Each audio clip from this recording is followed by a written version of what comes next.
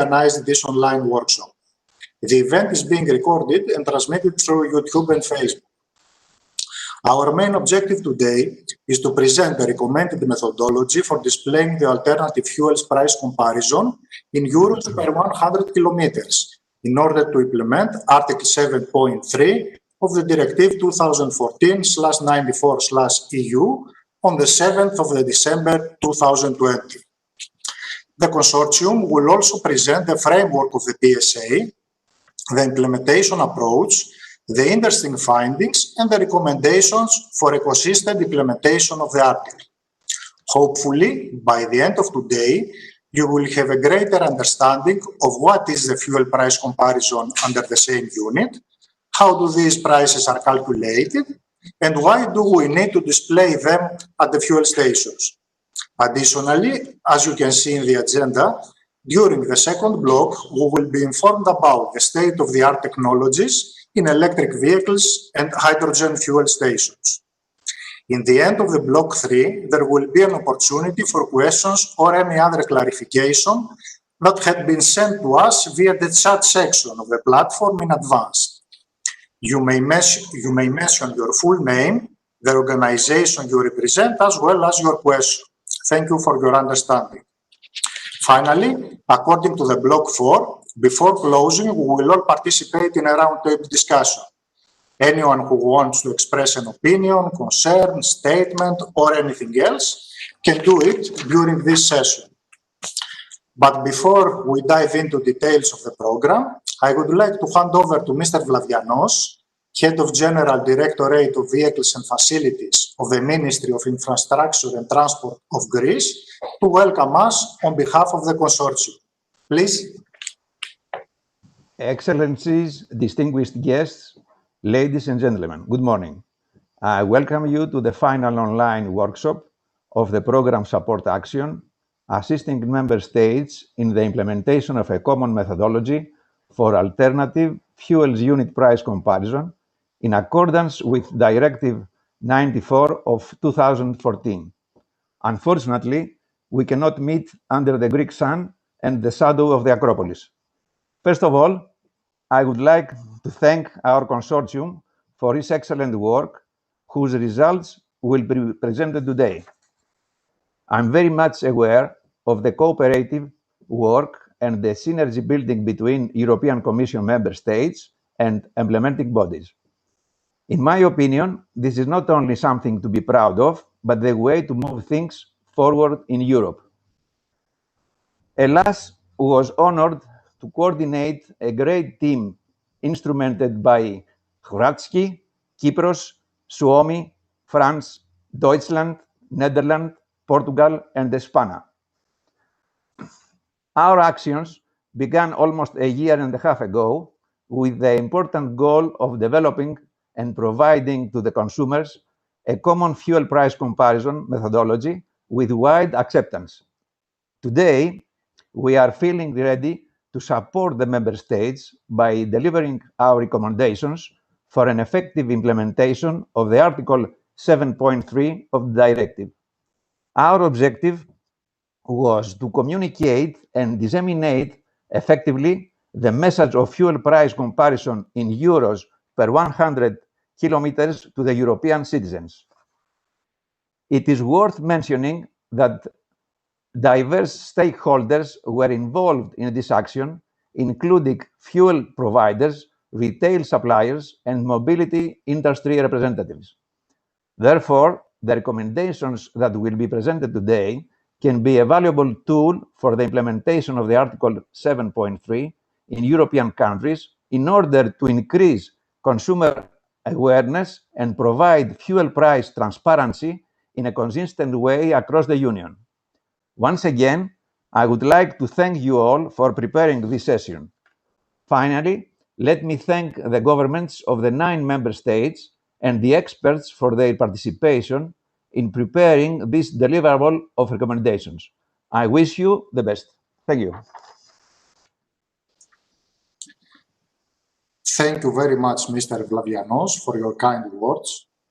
Next, we are pleased to welcome Mr. Antonio Trikas, the Principal Administrator for Alternative Fuels Infrastructure, Unit B4 of the Sustainable and Intelligent Transport, Directorate General Mobility and Transport of the EU.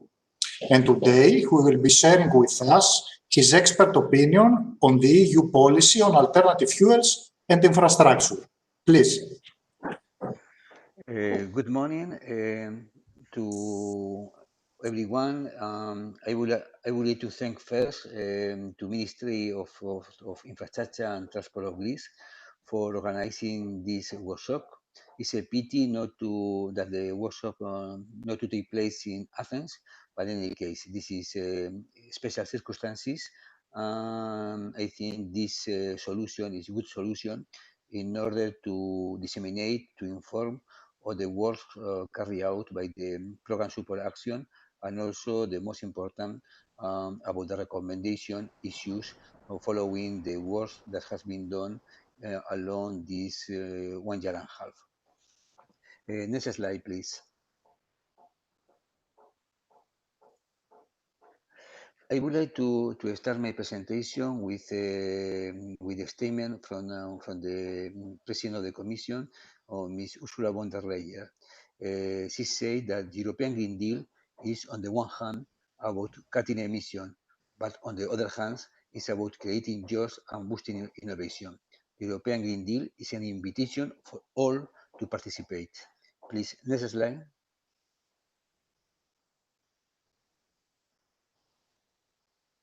Please, next slide. Please. My presentation today consists in three points. The first point is to present the main policy initiatives under the Green Deal. The second is fuels and vehicles projection at the horizon 2050. And the third one, some message concerning the topic of the today workshop on fuel price comparison regulation. Please, next one. The key element and something new of the Green Deal is the proposal for a European climate law, which aim to set in the European legislation the goal of the Green Deal. This goal is to establish in Europe an economy and society to be neutral by 2050. This is the first time this is done that the objective of one Commission initiative is going to be included in the European legislation. That means now this objective is a binding objective. All sectors need to contribute to achieve the climate neutrality by 2050.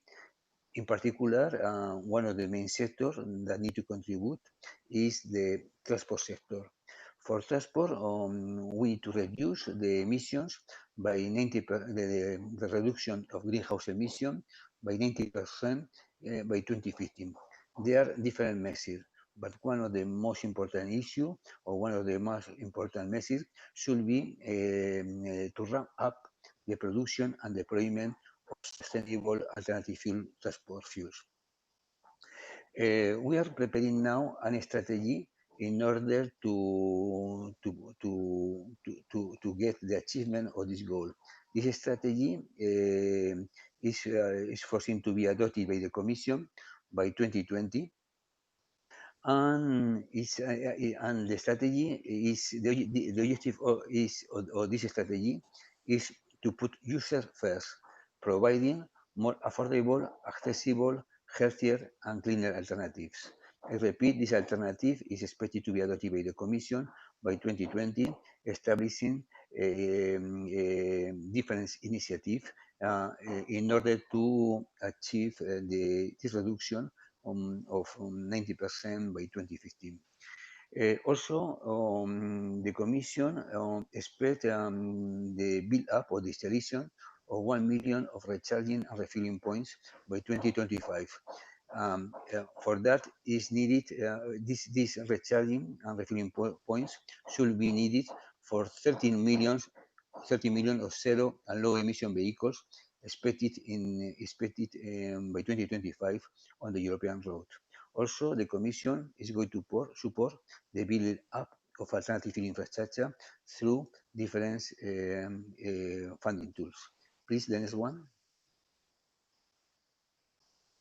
To be more concrete, the vision can be grouped in 5 areas.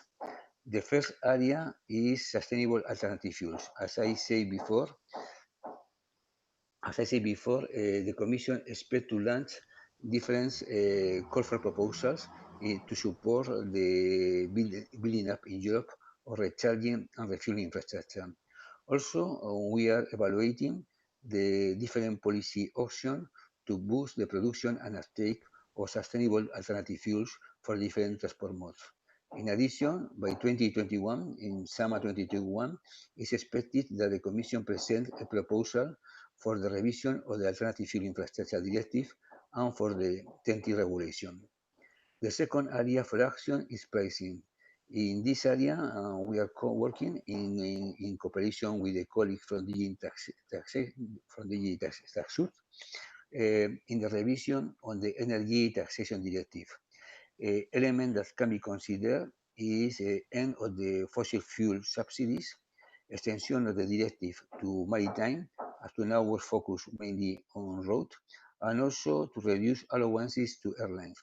I say that this proposal was before the COVID crisis and before the crisis also the different airlines in Europe.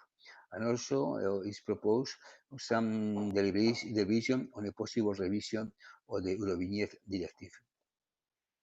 Other element of action should be multimodality. It's important to increase the capacity of rail and inland waterways. We are going to propose some measures in order to increase this capacity and to increase the high use of rail, in particular for rail transport, but also and inland waterways. It's also foreseen a revision, we are working on a possible revision for the combined transport directive. And also we are working to restart the work on a truly single European sky. The fourth area of action is cutting pollution.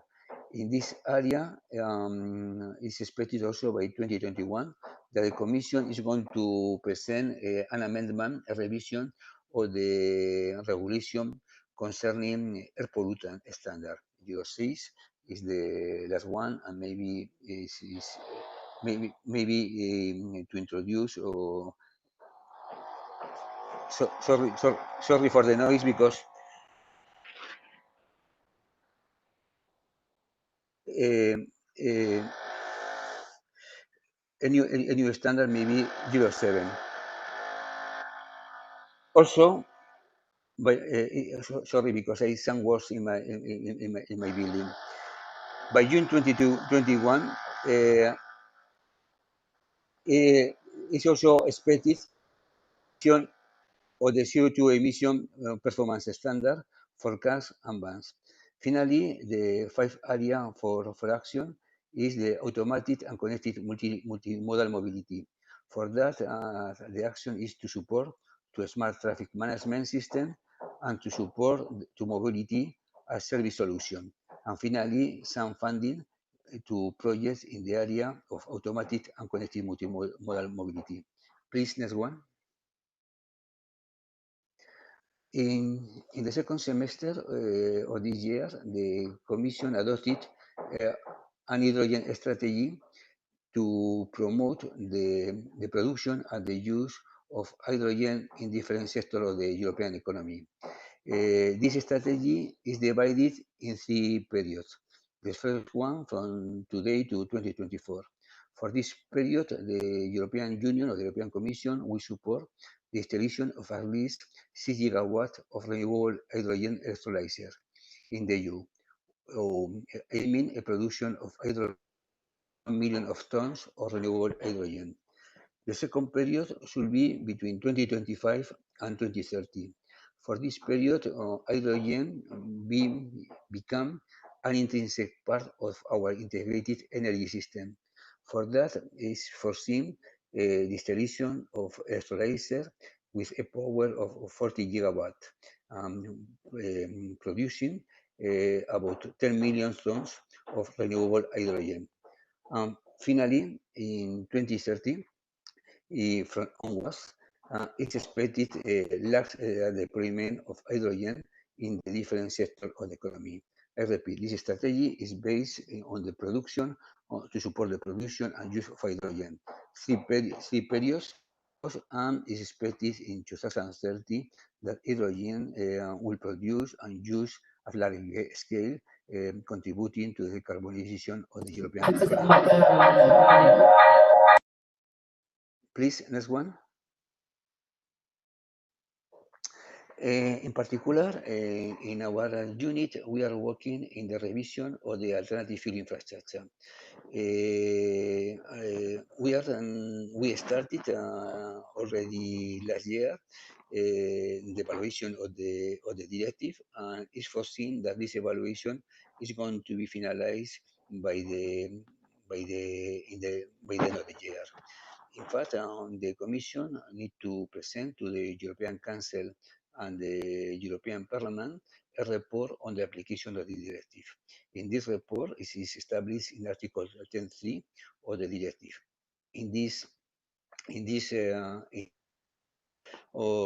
There are two deliverables. In fact, one deliverable is the evaluation report with the conclusion of the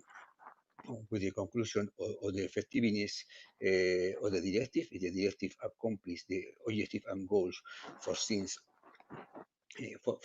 and the second one is the assessment of the national implementation report submitted also last year to the European Commission.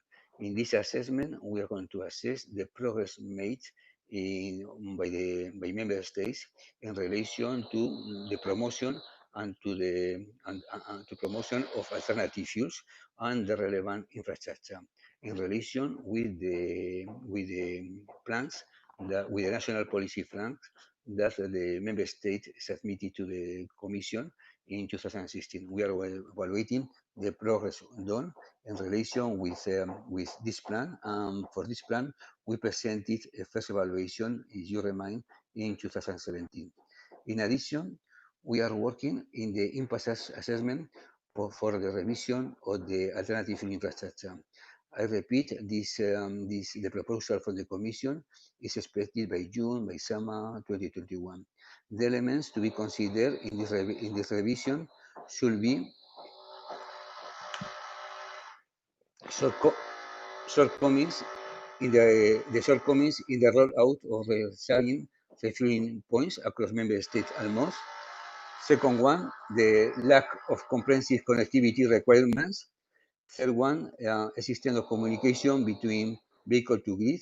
And the fourth point in the revision should be to increase the consumer information to consumer information regarding alternative fuels, regarding alternative fuel infrastructure, in line with the objective of this program support action. Please, next one. This one. In relation with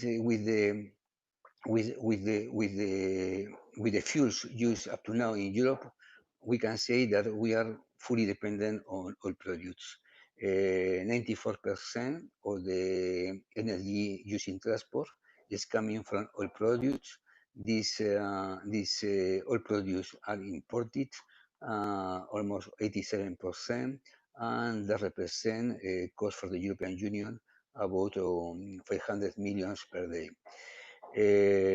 Obviously, the mode of transport more demanded of energy is road transport, that represents 72% of the energy used in transport.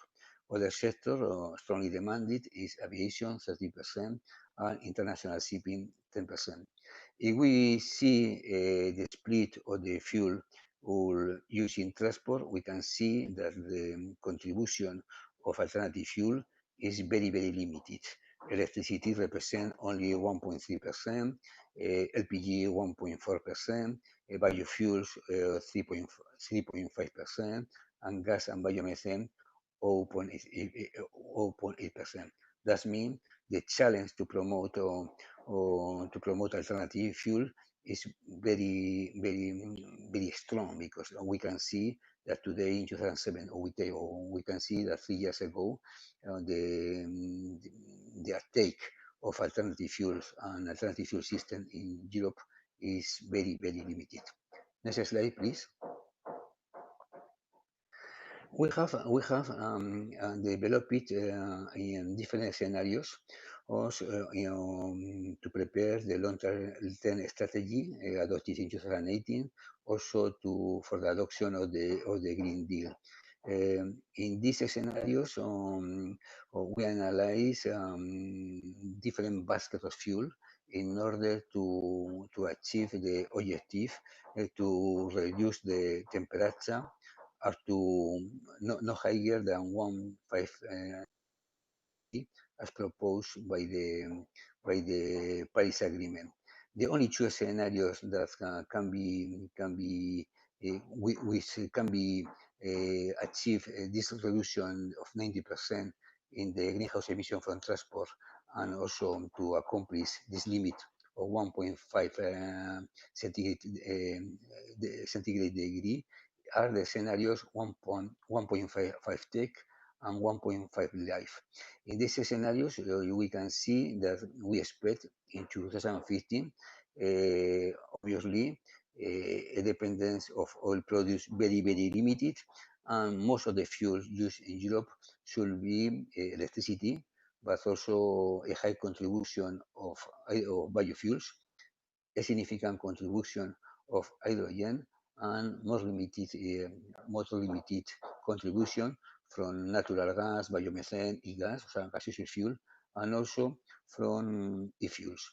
I repeat, it's expected that most of the fuels come from electricity, gas, from electricity, hydrogen, and biofuels. Please, next one.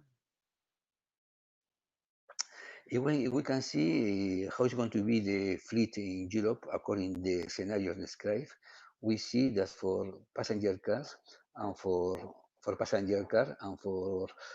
light duty vehicles, most of these vehicles will be electric, with a small percentage of fuel cell vehicles and almost a negligible contribution or assistance of vehicles running with internal combustion engines, diesel, or internal combustion engines, gasoline. Please, next one. However, the picture is different if we consider heavy-duty vehicles. For that, we consider that the contribution of the higher number of heavy-duty vehicles in Europe will be hybrid. This is, but also will be equipped with internal combustion engines gaseous.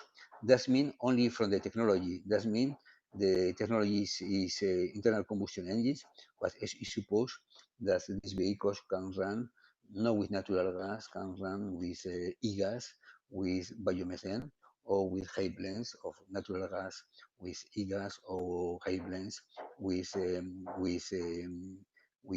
natural gas with biomethane. Also, is expected a significant number of vehicles, or the heavy-duty vehicles fleet, running with internal combustion engines, running with diesel. With diesel. In this case, in diesel, this is the expected fleet. This is the expected fleet in 2015. Next slide, please. Next slide, please.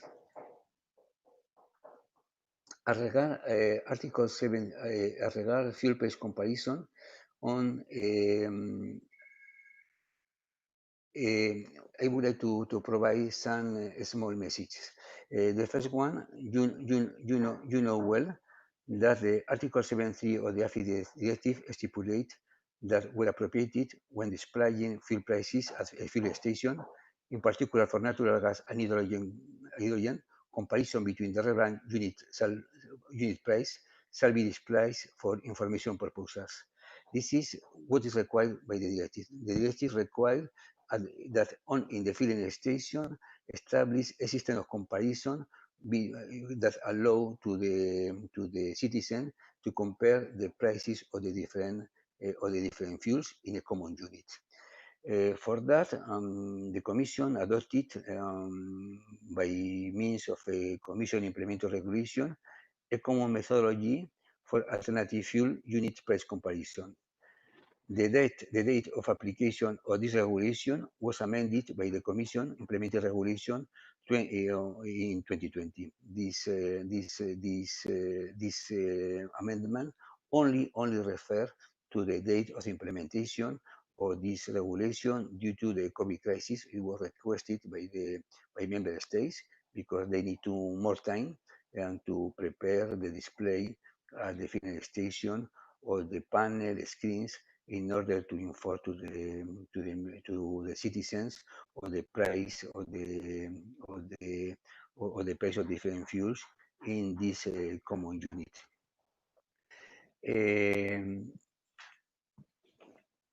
The methodology proposed by the Commission included two parts, included the energy, but most important, also consider the energy efficiency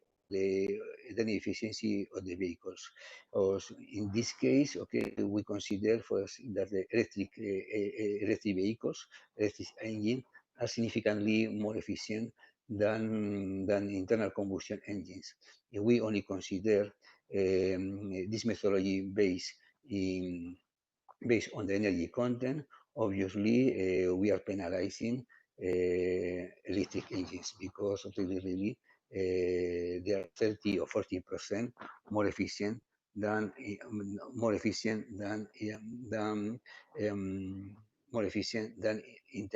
internal combustion engines.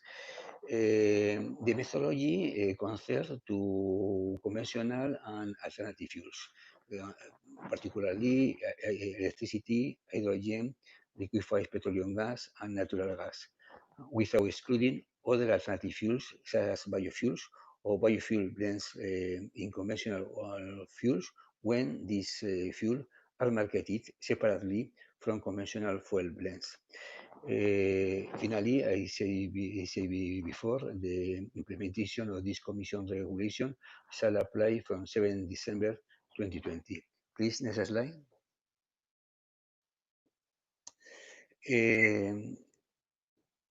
The Commission funded a program support action in order that member states work together in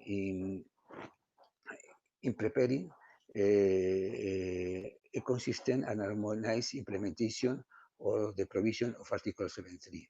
For that, the member states participating in the program support action has carried out different surveys, pilot action, on several meetings with the main stakeholders in order to prepare the recommendation that today is going to be presented by the program support action. It's very important that these recommendations are not compulsory, but it's important that the implementation be homogeneous in the different member states in order not to create confusion to the citizens. Also, this recommendation, a recommendation of minimum, is important to that member states. Beyond this recommendation, encourage to filling owner to display the fuel price in euros per 100 kilometers in extensive way. I repeat, the recommendation establishes the minimum requirements, but the important is also that the dissemination should be as large as possible. Also, it's important also the development of portal online. This is not compulsory, but this is good. It's very for the citizen, because they can allow more on alternative fuel. They can have in this portal the fuel price in euros or the different model of vehicles existing in the market. This tool could be really useful for citizens at the moment to purchase a new vehicle, because they can say, for example, able to purchase I don't know, a Renault or, or Volkswagen vehicle, but if my vehicle is run with natural gas, this is the cost of the fuel in euros per 100 kilometers. If I decided to purchase an electric vehicle, or this is the price, and they can compare different technologies, and they take the decision on basis also of the cost of the fuel that his vehicle is going to be used. Finally, I would like to thank to member states for participating in the PCA, for the work done, and also I would like to apologize because today I am here in my apartment. I must to accomplish quarantine because I come from Spain, and some work is in the building, and some noise exists at the moment of my presentation. Okay, many thanks for all. Thank you. Thank you very much, Mr. Trikas. It was a perfect presentation. And thank you also for the comprehensive information concerning the current and the future policy from the EU side. Now we will have a 10-minute break, and we will be back at 10 past 11. Thank you.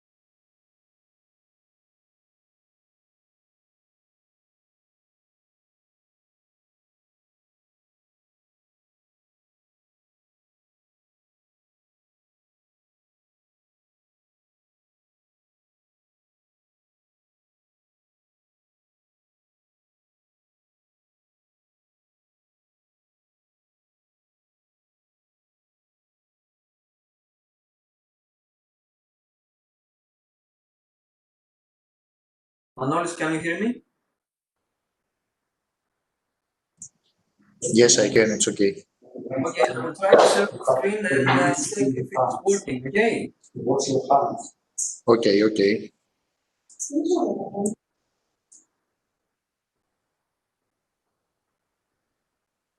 Can you see my screen? Yes, Elias, we can see the presentation. Okay, I will close it for now and come back later. Okay.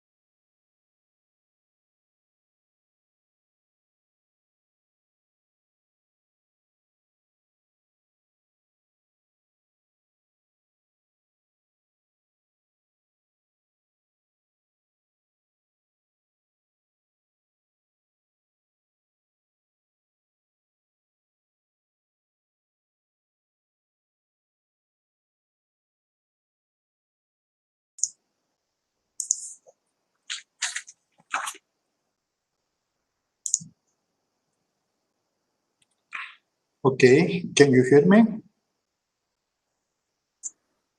Yes, we can hear you, Manolis. Okay, I hope we are all back now.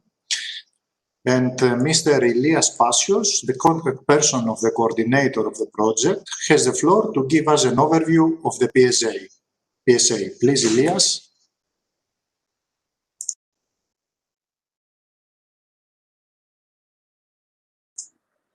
Okay, can you hear me? Yes, we can. Okay, just a second to share my screen. Can you see it right now? Yes, we can. It's a full screen or not, because I cannot check if it's in full screen. It is not a full screen, but Okay, I think it's now. it's okay right? now, yes. Okay. Thank you very much, Mr. Kondilakis. Good morning, everyone. Thank you very much for being here. My name is Ilias Passios. I work for the Greek Ministry of Infrastructure and Transport. And as Mr. Kondilakis said, I am also the contact person of the coordinator of the program support action, fuel price comparison, which started in February 2019 and will end on September 30, 2020. In the next few minutes, I would like to present an overview of our PSA regarding our project activities. In particular, the outline of the presentation includes the need of our PSA, the administration, the duration and the financial plan, the involved member states, the objectives of the PSA, the accomplishments in number, the activities and overall methodology approach, and finally, the conclusions. So, according to the Article 7.3 of the Directive 2014-94, where appropriate, and in particular for natural gas and hydrogen, when fuel prices are displayed at a fuel station, the comparison between the relevant unit prices shall be displayed for information purposes. The display of this information shall not mislead or confuse the user.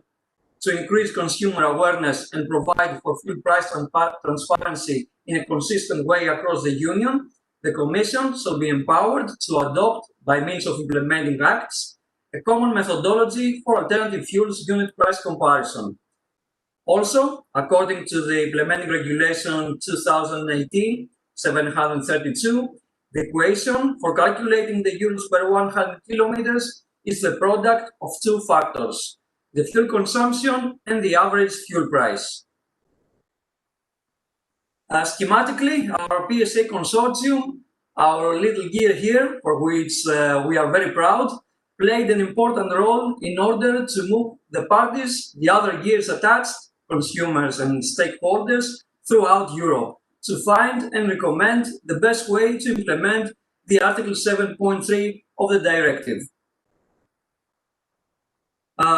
According to the call of the PSA and the grant agreement, of course, the total cost of the project was 2,346,000 euros, of which about 2 million were granted by the European Union. As we already mentioned, the PSA started in February 2019 and will end on 30th of September 2020 after a 5 months extension that was given due to the pandemic. So, the main objectives of the PSA were the following: to support a consistent implementation in a pilot schema of the provisions of Article 7.3 of the Directive, the definition of the format, the contents, and the location of the information to be displayed at the filling stations based on the methodology adopted by the Commission implementing regulation, to carry out pilot actions to assess consumer understanding, feedback, and behavior concerning the format, contents, and location of the information to be displayed at the filling stations on fuel prices for comparison, to present recommendations to the Commission for further discussion with the Member States and coherent application in all Member States of Europe, and finally, to support Member States in making information available to consumers at the filling charging stations and also via digital tools. In total, 9 Member States were participated in this consortium, and these are in alphabetical order: Croatia, Cyprus, Finland, France, Germany, Greece, the Netherlands, Portugal, and Spain. As for the programming numbers, 14 web and 3 assembly meetings took place, 32 deliverables and reports have been submitted, 7,600 online questionnaires have been filled out by the consumers, 88 filling stations implemented the display of the fuel price comparison all over Europe, in which 5,120 responses were given by consumers during these pilot actions. More than 36 workshops with the participation of the stakeholders have taken place. Finally, as for the further dissemination of the project, one website for the fuel price comparison, as stated in the grant agreement, has been created. The project was presented at 2 alternative fuel infrastructure meetings by the European Commission, and at last but not least, the methodology was published at the Conference of Energy in Transport of ASREI in 2019.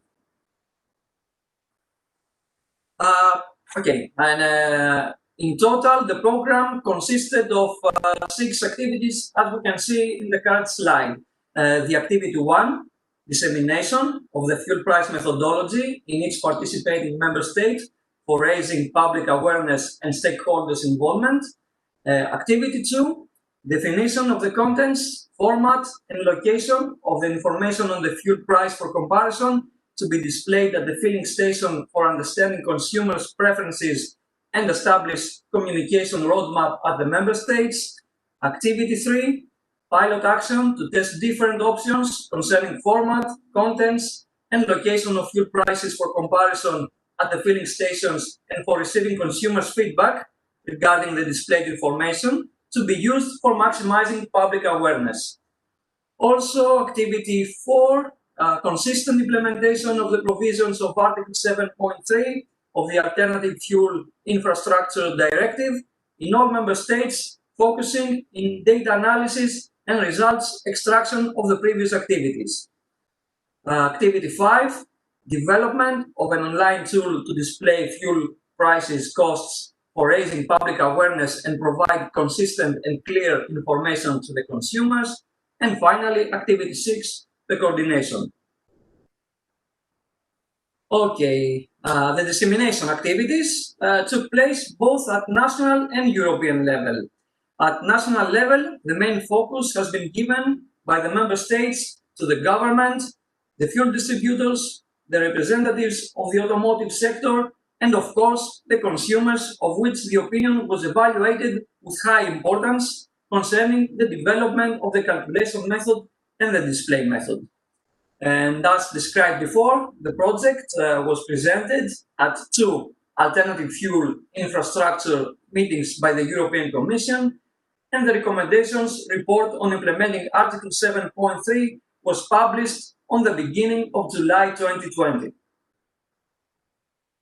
Okay.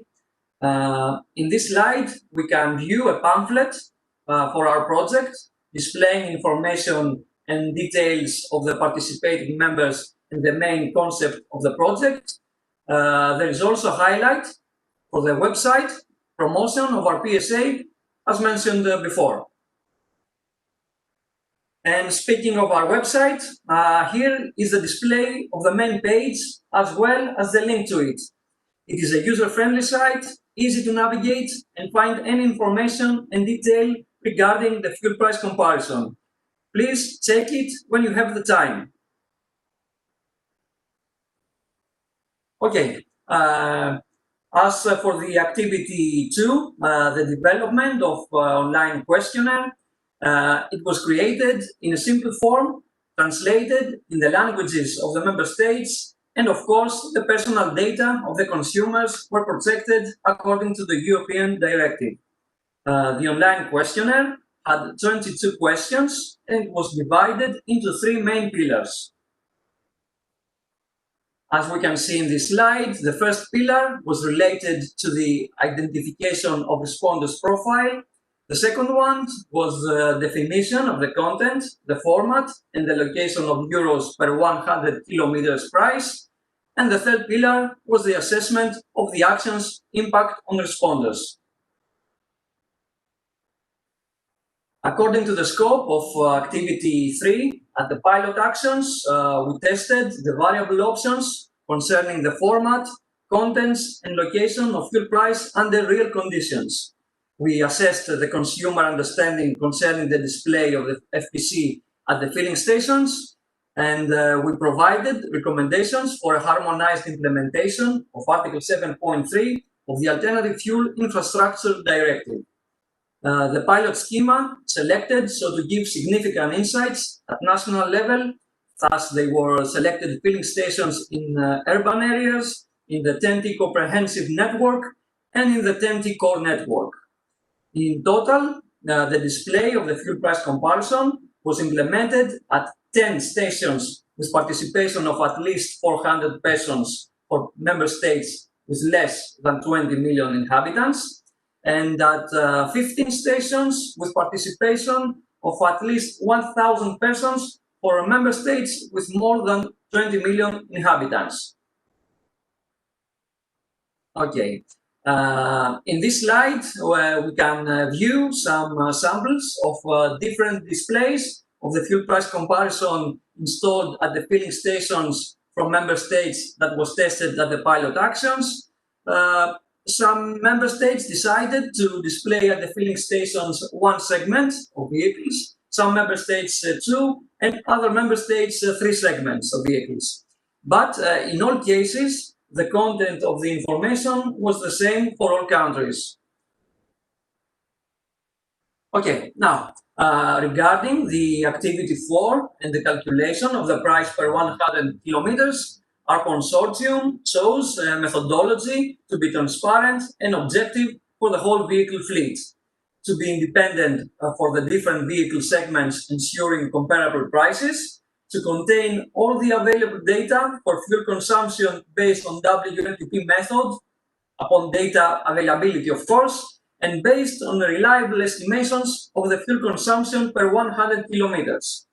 Of course, our methodology was based on the Commission Implementing Regulation of European Union 2018-732 of 17 May 2018, which stated that the establishment of samples of passenger cars must be comparable, at least in view of their weight and their power, and use different fuels. A more detailed presentation of the methodology chosen will be followed after by the Greek implementing body. So, the main challenges that we faced during this program was the diversity of the European car fleet, such as the vehicle age, the power of the engine, the weight of the vehicle, etc. The different segmentation typologies across Europe, also constraints regarding the calculation of the electricity price, such non-available data, lack of harmonized price reporting mechanisms, and different ways of charging electricity, such as euros per kilowatt hours, euros per minute, or per charge, etc.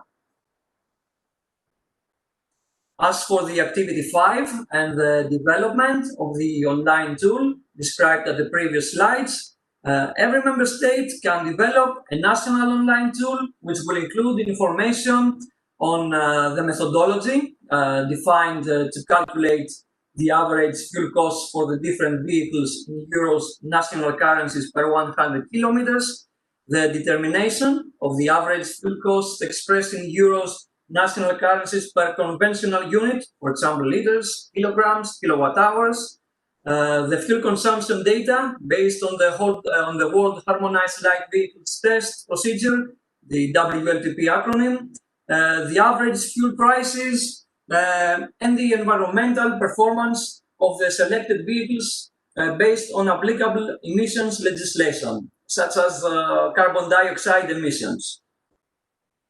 Here in this slide, there is an example of our online tool. I strongly recommend to visit our website and have a look at it. You can view the information about every member state. It is available in the English language. There is an explanation of the methodology chosen by our consortium, and you can also select different segments and check the price comparison results. Okay, finally, some brief conclusions of our project. Our consortium investigated all the available options and considered the opinions of consumers and related stakeholders. The results of the activities were evaluated at national and overall level and were used as a basis for the final recommendations of our project. The consortium conducted the recommendations for implementing the Article 7.3 of the Alternative Fuels Infrastructure Directive, which were published on the beginning of July 2020. So, taking this opportunity, we would like to remind you that the paragraph 3 of Article 7 will apply on 7th of December 2020. And this brings me to the end of my presentation. More can be found in the link, which is shown in the current slide. It's the FPC4Consumers.eu. Thank you very much for your attention. I would like to thank Mr. Passios for the comprehensive information concerning the project. And now we have two amazing state-of-the-art presentations about electric and hydrogen vehicles. The presentations provide information about the process needed for initiating electric and hydrogen market in a member state and the related benefits as well as the challenges. First, we have Claude Renard, who is the French Interministerial Coordinator for Deployment of Charging Stations for Electric Vehicles. His 15 minutes intervention presents an opportunity to particularly give the committee key data on electric mobility in France and initiatives taken to stimulate its deployment. Please, Claude. Yes, thank you. I would like to view the slide. Yes, do you want us to share it? We can. Yes. Okay. Please. Oh, right.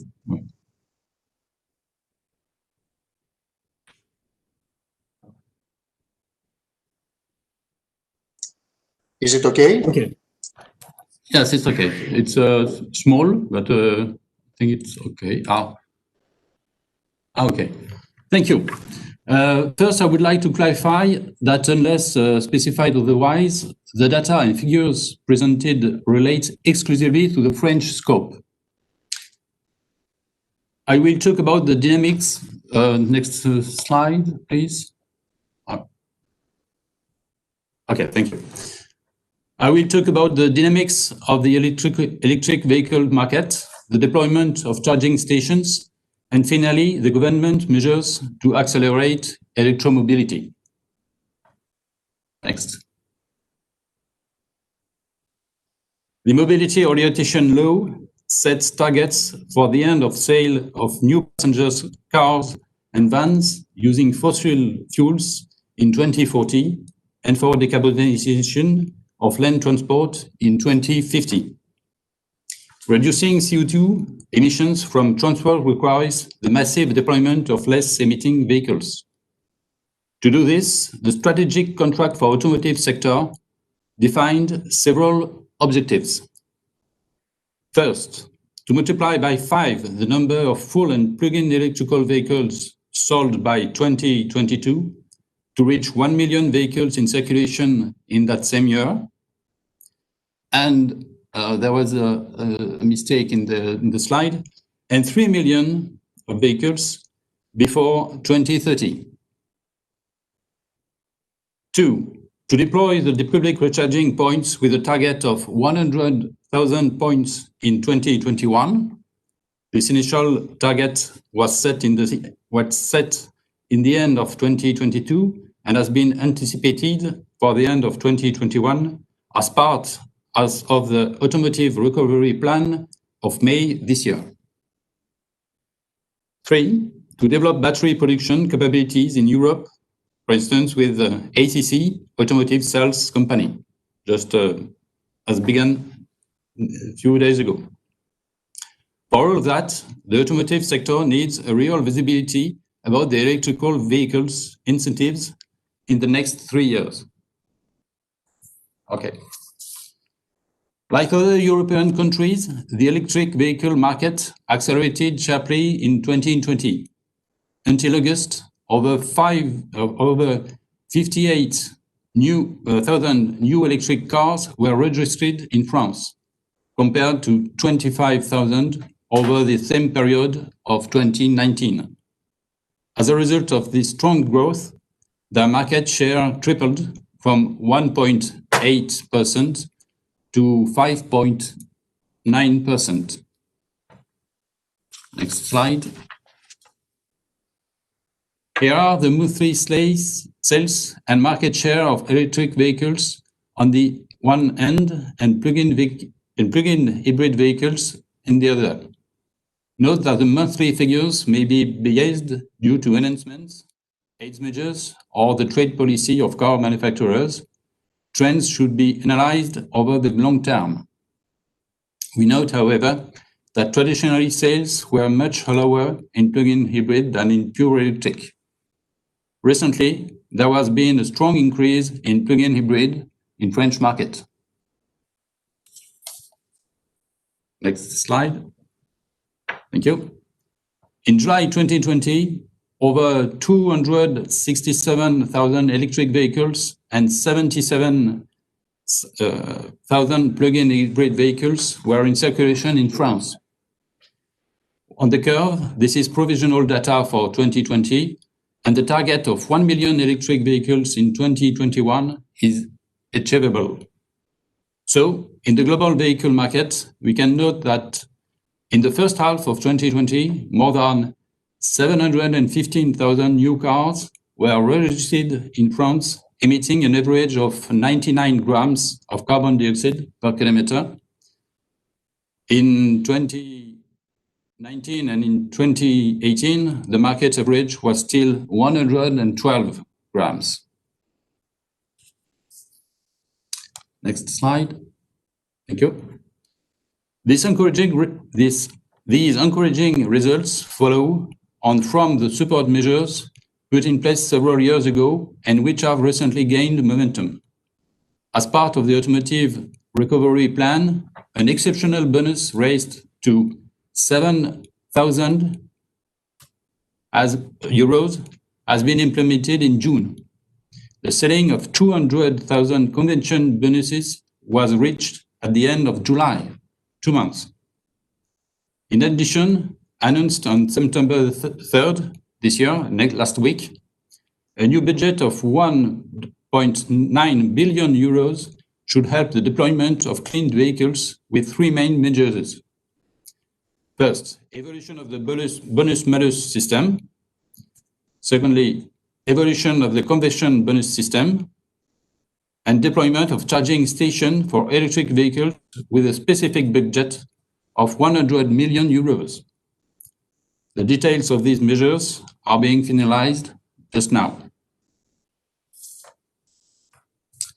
Thank you. The progression of charging stations is currently more linear. By mid-2020, we have more than 12,000 stations for around 30,000 charging points accessible to the public.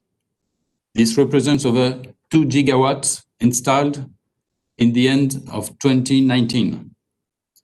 To reach the end of 2021 target, ambitious measures must be taken. Next slide, please. Thank you. In France, we are implementing two types of measures for the different targets: regulatory and financial incentives. The first energy saving certificate program with 20 million euros funded over 15,000 charging points. The different colors represent different typology of charging stations. And a new energy saving certificate program is in progress with 100 million euros. Next, thank you. To complete, home facilities and financially supported, three times more households have benefited of a tax credit in 2018 compared to 2015, in 3 years. We are changing the regulations in connection with the condominium managers to facilitate access to recharging in collective housing. A partial coverage of the cost of connection to the electricity grid is available and we set up obligations for pre-equipping and equipping parking slots.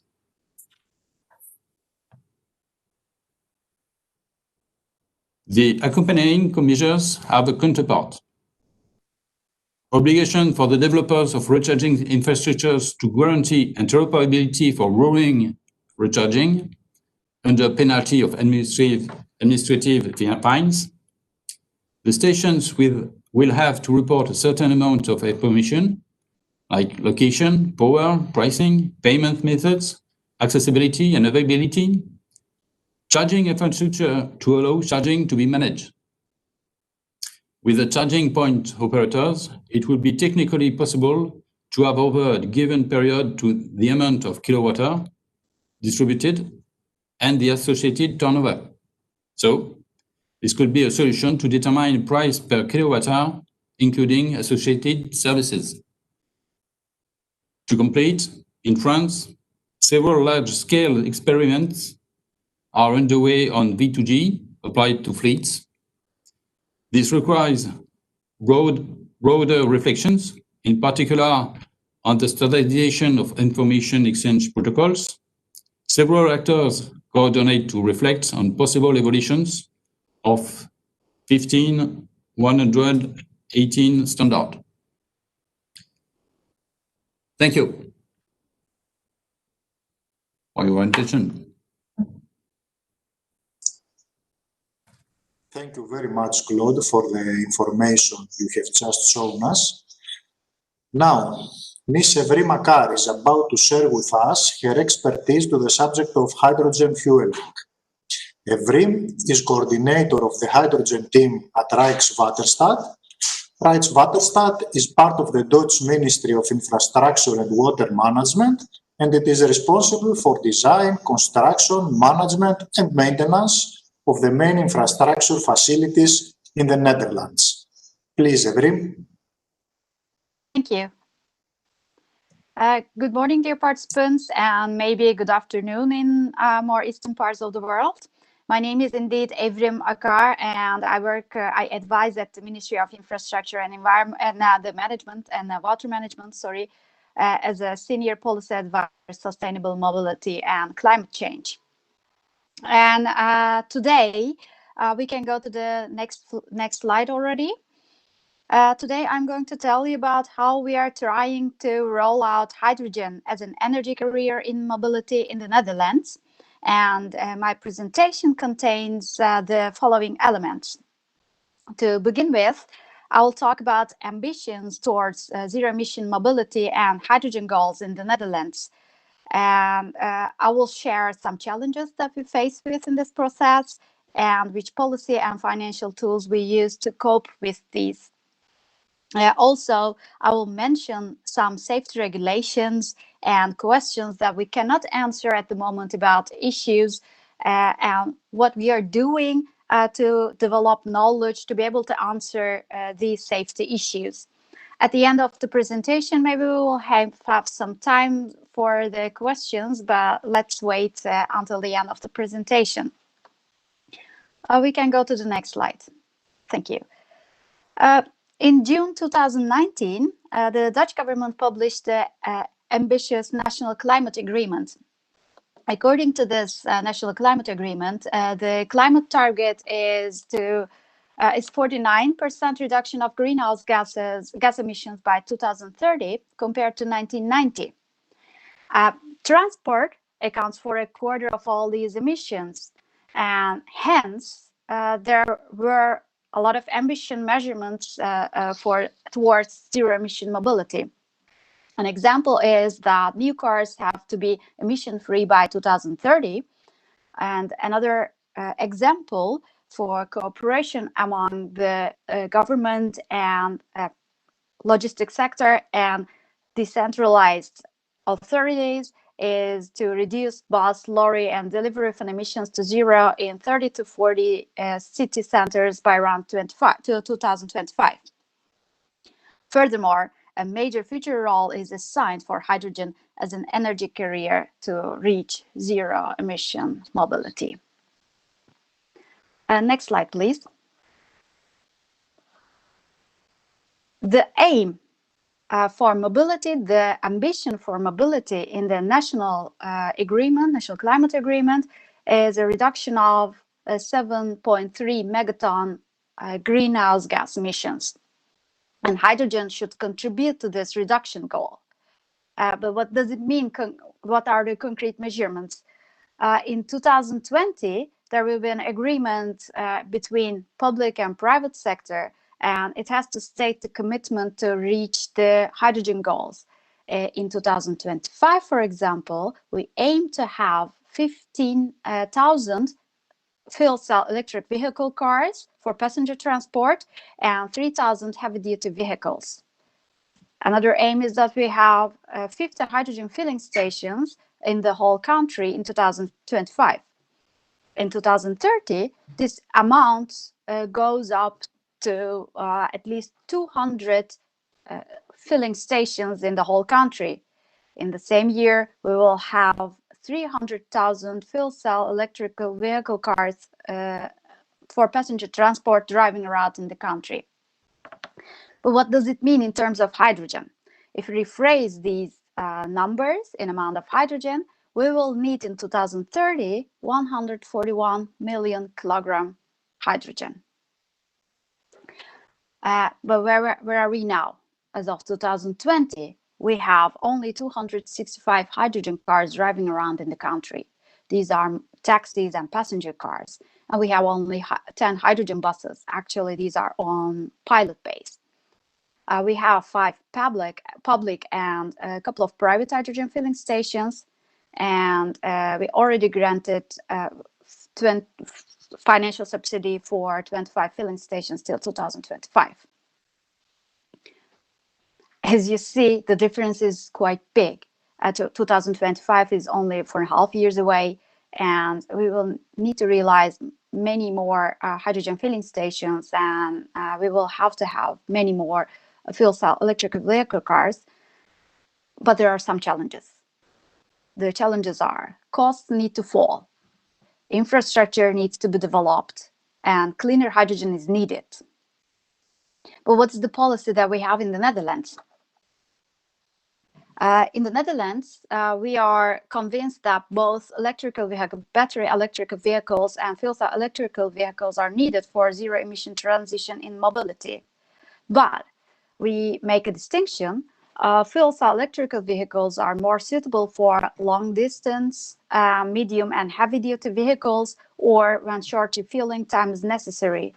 You can think of buses, taxis, ambulances, garbage trucks, road sweepers, long distance road transport. These are all road transport, but we are, for example, also looking at inland shipping or jet fuel. Hydrogen is needed to make synthetic fuels. And if you look at the number of vehicles, the biggest challenge is to get vehicles produced and delivered on time. In the current situation, the fabricants, the producers are stating that they need at least 14 months to produce and deliver their vehicles. It's also kind of a chicken and egg dilemma, because vehicle producers are waiting for their filling stations, and the filling station owners are saying that their business case is never feasible if there are no vehicles, there are not enough vehicles running around. To break this dilemma, the Ministry of Infrastructure and Water Management is working on an implementation strategy, hydrogen mobility. With this implementation strategy, we are aiming to develop an adaptation path, a kind of an investment agenda, which initiatives we should finance in first place and some of them later. Like, for example, we don't have a concrete plan yet, but if you're thinking about inland shipping, the innovation is in a very early phase.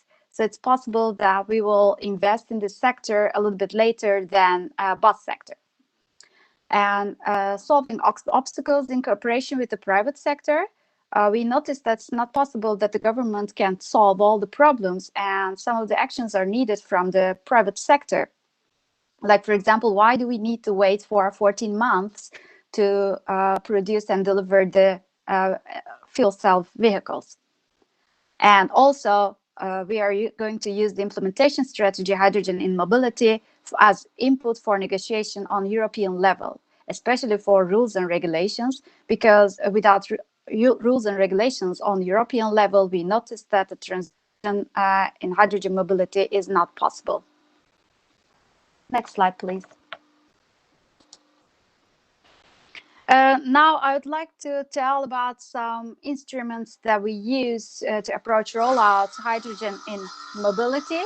I'm so sorry for the sound. I hope you can hear me well. First of all, we use a lot of green deals in specific sectors, such as buses for public transport or taxi fleets, but also sustainable inland shipping and construction logistics. I'd like to give an example. Can you please? Yeah, thank you. We have a Green Deal zero emission public transport buses. According to this Green Deal, we have overall ambition to use all the new buses that we are going to use by 2025 have to be zero emission, and by 2030, all buses should be zero emission. Besides the Green Deals, there are some financial instruments like DKTI subsidy with a focus on innovation. This is a subsidy for demonstration climate technologies and innovation in transport, and we are subsidizing heavy-duty vehicles and hydrogen filling infrastructure. Other fiscal stimulation instruments are, for example, if you buy a zero-emission car, also a hydrogen car, then you don't need to pay vehicle registration tax at least till 2024. Also, the road tax is nothing, €0 in 2020. And for lease cars, there are some agreements to pay less additional tax liability. I would like to spend some time on European Union's financing instruments. Besides fuel cell hydrogen joint undertaking, we have also Connecting Europe facility. And this Connecting Europe facility has different elements, actually 3 elements: transport, energy, and digital. Until now, we have always been making use of CEF transport. But we've noticed that especially about hydrogen mobility transition, you have to look at the whole chain of hydrogen, and you see that there are different sectors are included in this hydrogen chain. The producers of hydrogen, the producers of cars, but also the producers of the infrastructure. So we are aiming to have a synergy call like CEF Transport and CEF Energy to be able to finance the whole chain so that the business case is feasible for the producers. Besides that, we are using government as a launching customer. If you think about the Dutch government, we are also we are giving tasks to realize main roads, for example, and we appreciate usage of zero emission non-road machinery, and that means that we are sometimes writing it down in the contract that we have to have zero emission non-road machinery. Thank you. I'd like to tell about this specific project. It's a European project, H2 Benelux. And I told you about this chicken egg problem that the filling station owners are waiting for vehicles and vehicle producers are waiting for the filling stations in the whole country, or maybe in Europe, a level of Europe. And in this project, which is financed, by the way, by European Union's Connecting Europe facilities and DKTI Transport from the Netherlands Enterprise Agency. They are trying to realize 8 hydrogen filling stations along the 10T corridors in Belgium, the Netherlands, and Luxembourg, and 80 fuel cell electric vehicles. to solve the dilemma between filling stations and vehicles. There are also many parties included in this project, as you see, Pitpoint, but also Shell and HydrogenNet, and also Rijkswaterstaat, where I'm working for, the executive agency of the Ministry of Infrastructure and Water Management. I'm very curious about the results of this project, and I think we can learn, not only the Netherlands or Benelux, but also whole European countries can learn a lot from this project. Thank you. Last but not least, I would like to talk about some safety issues that fuel cell electric vehicles bring up. First of all, I would like to say that the regulations about safety exist. So it's not like we have to find out all the things from zero, from scratch, because hydrogen is not a new gas. But there is going to be widespread use of this new technique by non-professionals. It means that further examination is necessary due to the expected growth of hydrogen vehicles. Think about a hydrogen vehicle parking in a confined space, a closed parking space. So we have to look together with the fire department how we deal with if there is a problem, if there is a fire. Also about transportation of hydrogen. We don't have the underground hydrogen transportation system yet. So it means that there are going to be some tube trailers driving on our main roads and sometimes driving on local roads. So we have to talk about the safety issue of these tube trailers filled with hydrogen. Also, the owners of hydrogen producers and the local companies, local authorities, and this has to happen. So next slide, please.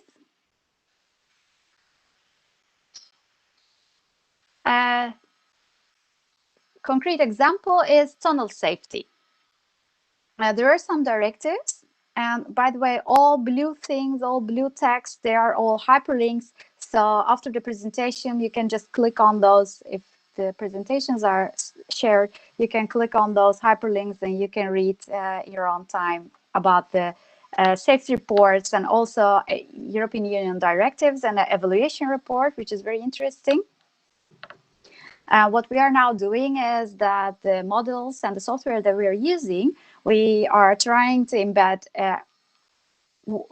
hydrogen and hydrogen vehicles to renew these models according to new scenarios with traffic increase, for example, or collision failure, explosion probability.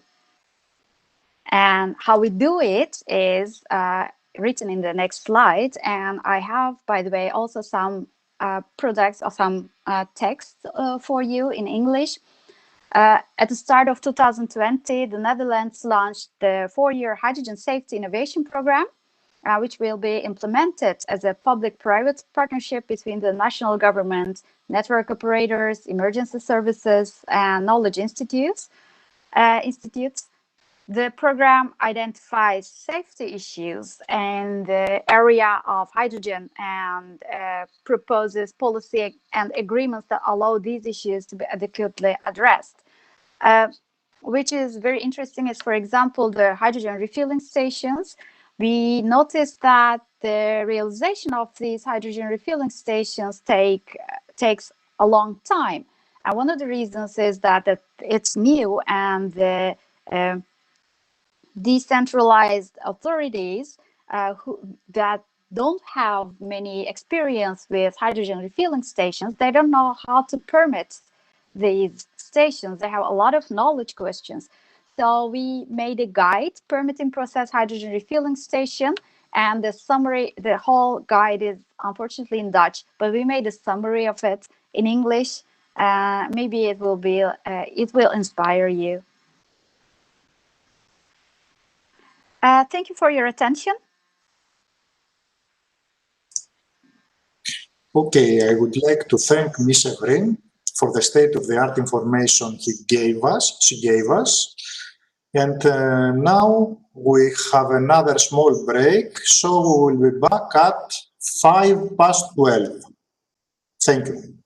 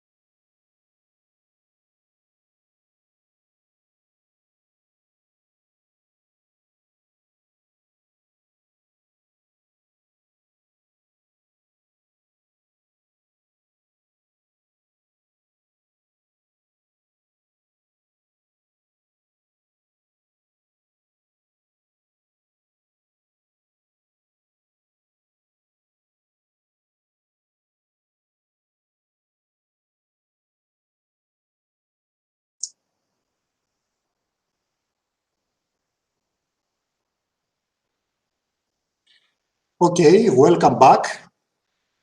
In the course of this session, the main results of the PSA will be presented. The consortium performed 2 European-scale surveys in order to evaluate the consumers' and stakeholders' response to the fuel price comparison. Afterwards, the consortium was able to conclude 2 recommendations for implementing the Article 7.3 of the AFID in the most efficient and cost-effective way. These recommendations will be explained today in detail, and then a 20-minute Q&A session will take place. So, our next speaker is Anastasia Georgaraki. Anastasia is a chemical engineer at the Energy Service of the Ministry of Energy, Commerce and Industry of the Republic of Cyprus at the sector of petroleum products and fuels. She will be presenting the key findings of the online consumer questionnaire. Please, Anastasia.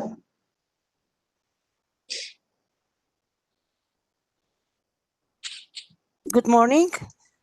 Good afternoon. Do you hear me? Yes, perfectly.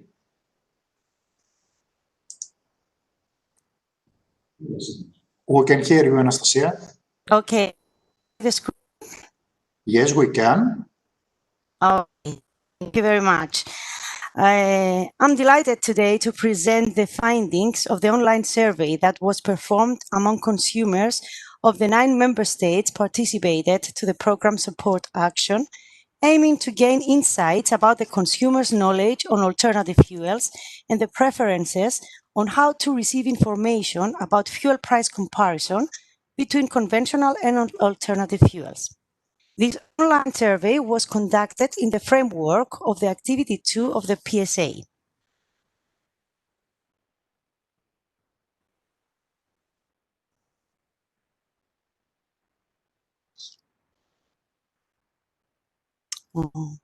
Sorry.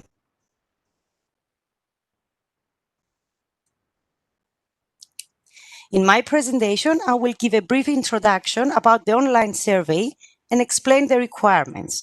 Then I'll present how the questionnaire was developed and disseminated. We'll talk about the evaluation process and about the overall outcome of the survey. And then we'll talk about differences between member states. Finally, the conclusions of this activity. The scope of the activity 2 is to define the contents, the format, and location of the information on fuel prices to be displayed at filling and charging stations, considering the perspective of the consumers between the participating member states. The action was focused on the elaboration of an online consumer questionnaire in the languages of the member states participating in the PSA. The objectives of the online survey were to ensure the diversity of the sample, to collect information on elements of the FPC information content and its most appealing location on the filling stations, to gather information on consumers' overall knowledge regarding the alternative fuels, and to evaluate the FPC impact on consumers' propensity towards alternative fuels. Before developing the questions, we had to set the requirements. First of all, we had to ensure the diversity of the sample. For countries with more than 20 million inhabitants, the questionnaire was communicated to at least 1,500 consumers. For countries with less than 20 million inhabitants, the questionnaire was communicated to at least 700 consumers. What was important is that the action targeted to cover consumers from different regions and cities. Secondly, through the questionnaire, we had to gain information on content and location, including questions about the preferred locations of displaying FPC at filling stations and elsewhere, and questions about the content of information. The third requirement was to gain insights about the overall knowledge of the consumers on alternative fuels by asking respondents to evaluate their knowledge of alternative fuels and to compare the prices of the conventional and alternative fuels. The final requirement was to evaluate the FPC impact by including questions to assess whether respondents would be influenced by the FPC.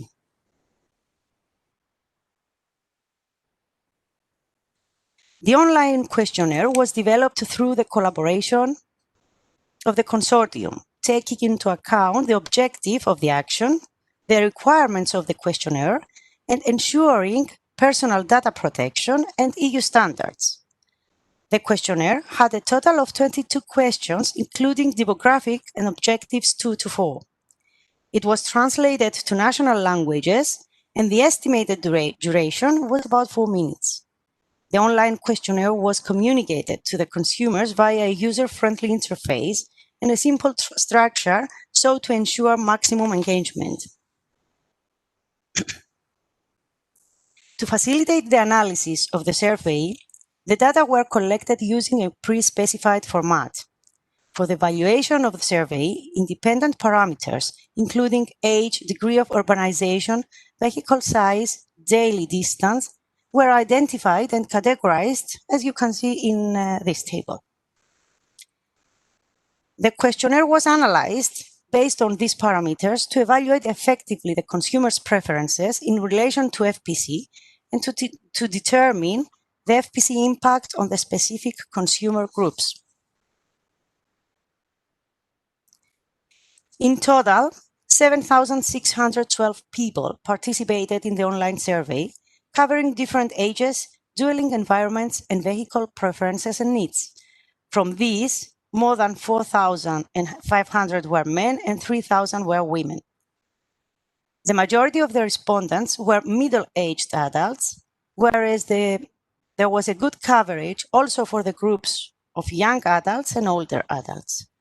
The majority of the respondents were from urban areas, whereas more than 2,000 were from suburban areas and less than 2,000 from rural areas. The online survey started on July and ended on September of 2019. As we can also see, there was a good geographical coverage in each of the participating member states. We can see it in the map here. Now, let's see the results of the survey. As we can see in the first chart, about 40% of the respondents cover short distances daily, and about 40% cover intermediate distances daily between 20 and 50 kilometers, while less than 20% cover long and very long distances. At the next chart, we see that the vast majority of the respondents, 93%, use conventional fuels and diesel. About 7% use alternative fuels. From the alternative fuels, the LPG and the electronic power are the most common, with 2.7 and 2.5% respectively. Third chart shows how the participants evaluate their own knowledge regarding alternative fuels. While about 50% of the participants have good knowledge about hybrid electric vehicles and fuel cell vehicles, about 30% or less have good knowledge about compressed natural gas, liquefied petroleum gas, and biofuels, and even less than 20% know about hydrogen. So, what this chart clearly shows is that a better education about alternative fuels is needed. And finally, the last chart on this slide shows how important the fuel prices are for the consumers. About 70% of the respondents are overwhelmingly or very concerned about the prices.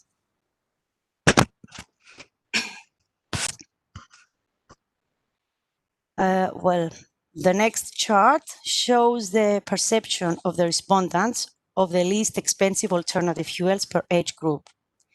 In all three categories, the young, the middle-aged, and older adults, the electric power is thought as the least expensive alternative fuel. The next chart shows that for urban, suburban, and rural areas, the majority of the vehicles, about 60%, are medium-sized cars. In total, small and medium-sized cars amount 75% of all the vehicles in urban and suburban areas, and this figure is a bit smaller, about 72 for rural areas. Some indicative key points stated by the respondents is that further education about alternative fuels is needed and that people welcome this kind of disclosure of the fuel price and they are supportive of EU regulations. Besides fuel stations, the respondents would like to find information regarding the fuel prices on websites on the internet, at car dealerships, TV, media, news, radio, and other.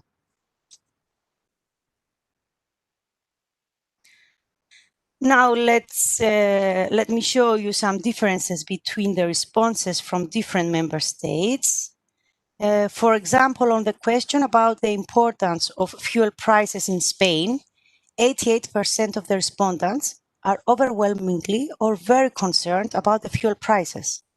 This figure slightly drops about 80% in Cyprus, while in Germany only 45% of the people are overwhelmingly or very concerned about the prices.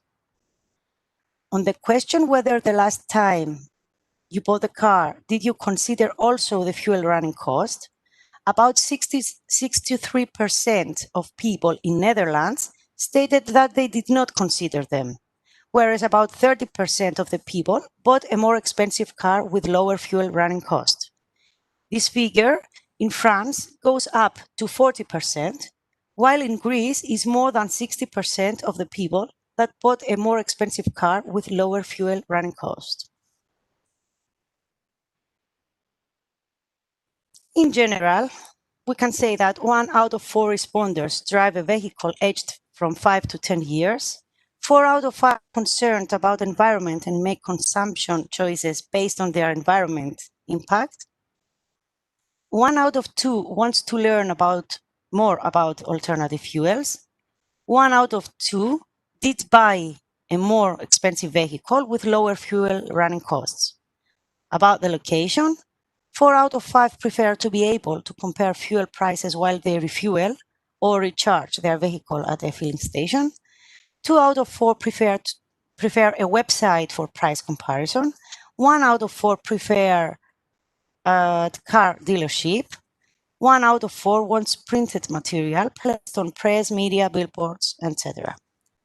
About the format of the communicated information, the respondents would like to see display of representative segment in a refueling station and at website for further details.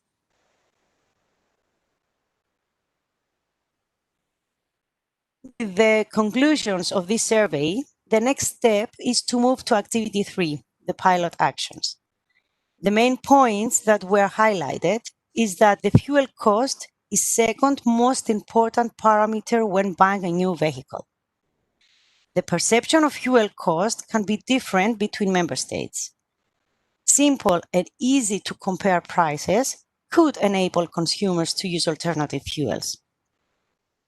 At a filling station, consumers prefer to be able to compare fuel prices while they refuel or recharge their vehicle, and the results of the online survey serve as a basis for designing pilot actions in Activity 3. These were the main findings of the online survey. And with this, I thank you very much for your kind attention. Thank you very much, Anastasia. I think we are now fully aware of the results of the research. Now, for the next presentation, I will give the floor to Julia Dolganova and Norman Wendt. Julia works at the German Federal Ministry for Economic Affairs and Energy in the division The Energy Transition in the Mobility Sector Fuel Markets, which is led by Mr. Frank Bonaldo. She's a lawyer and engineer by training and specialized in energy and mobility issues. Norman, after receiving his diploma in political science, spent 8 years in different German biofuel associations, while now working as team leader for sustainable mobility at the German Energy Agency. Today, they will present us the main findings of the pilot actions performed at 88 filling stations. Please.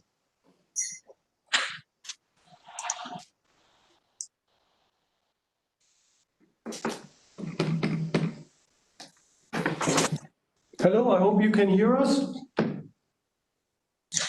Yes, we can. Okay. Good afternoon, ladies and gentlemen. Also from our side, it's a pleasure to be here with you presenting the results. And we will share the presentation in the following way. I will address the framework of the pilot actions, and Mr. Norman will take over the concrete results. DENA in Germany was the responsible agency for implementing the pilot action and the filling station, and it's in a better position to tell you about this. Well, what was the whole idea of the grant agreement? Before making the regulation binding, the European Commission gave us the opportunity to test the norm also under real conditions. And during the pilot action, we were able to test different format, contents, and location of fuel prices comparison to see how the consumers and also the filling operators react to our propositions. Then, oops, sorry. The main scope of this part of the project, as I said, was to test these different possibilities. In Germany, we had 15 filling stations, and for all of 15 filling stations, we developed individual concepts. And in the survey that was conducted afterwards, we tried to see if these different formats would also influence the results that we have. And this understanding of the consumer behavior was also important to increase the acceptance after all. During the elaboration of the survey, as well as presented before for the online survey, we worked all together to develop all questions and proceeded with the harmonized data collection and an harmonized analysis framework. And based on the results both of the online as also of the local survey, we then started to draft the recommendations and the guidelines, which will be further presented. And what was actually the need for doing this? First of all, as already mentioned, to see the impact that every format may have. And since the drivers do not spend so much time in the filling stations, how to call their attention in an effective manner, and also to identify the level of awareness. And similar to the results from the online survey, we identified some knowledge gap concerning alternative fuels and drives. This will be presented by Mr. Wendt shortly. So that emphasized once again the need for such an action and for such a regulation. How we identified the participating filling stations. We had filling stations all over Europe, altogether 88 filling stations in all possible areas, in urban areas, in the TNT comprehensive network, in the core network, and throughout the 9 participating countries. Most of the stakeholders were very supportive to connect us with the filling station operators. We had very good experience in Germany, I must say, and we are very thankful for this. And countries with less than 20 million population needed to perform the pilot action in 10 filling stations, and larger countries like France, Spain, or Germany needed to test the action in 15 filling stations. And as already also mentioned, we wanted to start with the pilot action during winter time from November on, but due to the situation with COVID-19, some countries needed to postpone the action also for safety measures and due to a major lockdown in Europe. Here you have the overview of the participating filling stations. during the pilot action. In the future, we expect, with the future, I mean from December on, we expect that at least 10% of all European filling stations will be having the full price comparison appearing. Then, as to the methodology, it was already explained, so quite shortly on this, we discussed which would be the most easy and most effective way to show the prices or the costs, as we call it in Germany. You multiply the vehicle consumption times the average full price, and this price should be then updated every 3 months. The vehicle consumption refers to the VLTP combined consumption for the previous year, and the average full price relates to the last 3 months. And it's measured in euro per national currency. In the case of the electromobility, we had during the pilot action 2 possibilities.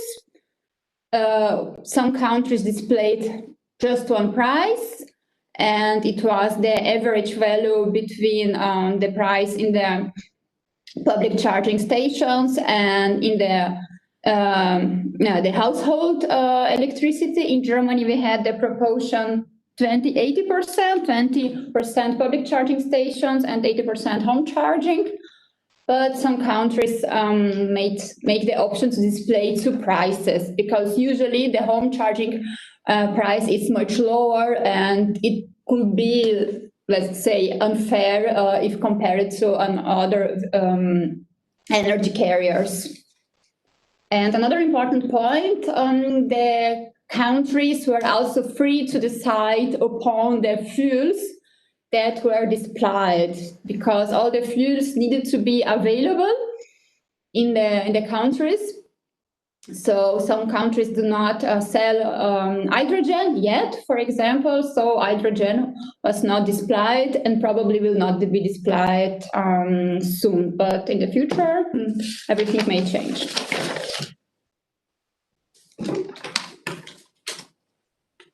Hello, everyone. And then, just a moment, now I will give the presentation to my colleague, Mr. Norman Wendt, and he will then address the results. Thank you, Julia. Hello, everyone. I want to discuss the results of the steps we took at the filling stations. First of all, I want to talk about the options concerning the fuel price comparison. In the consortium, we discussed which alternative displays and positions for the information could be used, and we identified posters, paper sheets, TV, computer screen, receipts, and totem as possible options. We in Germany also tested some other options, for example, the little plate on the counter of the register where you get your change back, which can also be used to display informations. And we also tested the results if we implement a QR code on the information to see how many people are looking for further information, as you see in the picture below. Some countries, for example, the Netherlands and France, did cost and benefit analysis to show the filling station operators which of the options may be useful for them and what are the costs involved, which is, in my opinion, really telling and quite a good display what has been done here to show options that we discussed quite a lot might be too cost intensive for the fuel suppliers. For example, the totem, which had a lot of interest in the first place, and also the option to put the information on the receipt at the counter has shown to be too high in cost for compared to the benefits. Here I want to show you some examples how the fuel price comparison has been displayed in different countries and for different options. As you see here, the colleagues put some of their posters outside of the shop. We see in the upper right, we see a sticker on the pump, and in the middle you see our example from one of our filling stations where we were able to put a screen, a monitor into the shop and display the informations right in the middle of the shop. Here again, you see the overall view of, I think, all the members and the different designs. They're all quite similar but different in color, I would say, and we see different options. For example, in the upper middle, where you see only one price, while others decided to test 3, or at the bottom left, you see two prices for 2 segments compared. We in Germany, we also tested a different variation of our display. Here you see in the upper right that we have different color for different fuel types, where the discussion has shown, and we also discussed it in the consortium, may create a bias to certain fuel types, because colors are for the consumer always connected with a positive or a negative feeling. So we wanted to eliminate this option. So we also tested just one color and the same color for all fuels. Here you see the face-to-face questionnaire, which we did in Germany for 15 fueling stations, and as Julia mentioned, the smaller member states did on 10 fueling stations, where we checked if the type of information, the level of awareness, and the understanding of the consumer is comparable and has the same effect in different countries or at different fueling stations. And I will go into the numbers in a little bit. As mentioned earlier before, we had the pilot activities at 88 filling stations. We tested 9 different displays, and we asked 9 questions, and we had over 5,000 responders to our face-to-face interviews. We tested information sheets in different kinds of forms and positions, locations. We tested banners and posters, and TVs, and we tested different formats, if we had 1 fuel displayed or 3 types of fuel displayed, or even both at one filling station, and we tested them inside or outside the shop or on the wall of the shop. As you see here,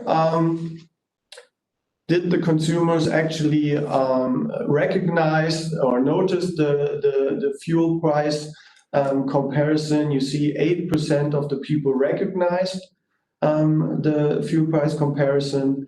13% did recognize the new display but didn't give it much attention, and 80% did not see the display, which in my opinion is not a bad number, because you have to put into perspective where the consumer is actually located when he's going to a filling station.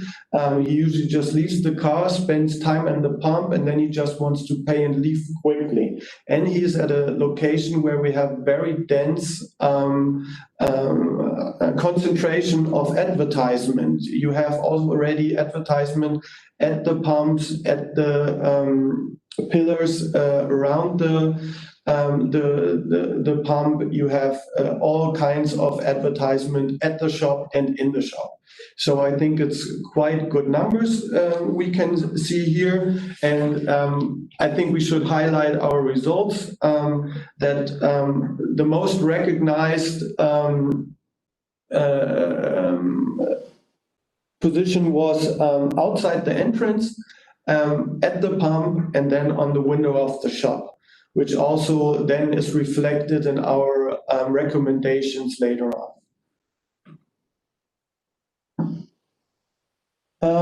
As we asked about how comprehensive the fuel display was for the customer, we did see that 3/4 of all consumers did understand what we were showing.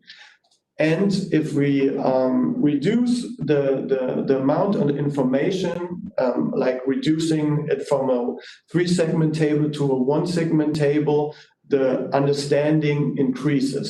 So this is also displayed in our recommendations, that we give the option to display 1 or 3 segments at the filling station.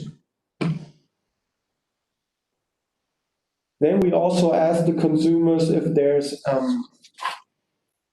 do they prefer different displays or different positions or formats? And we have seen that there's quite a high interest in posters and monitors, which is also respected in our recommendations, because we do see that there could be a cost limiting factor with monitors. For those filling stations who already have monitors installed, this could be a cheap and easy way to implement the fuel price comparison.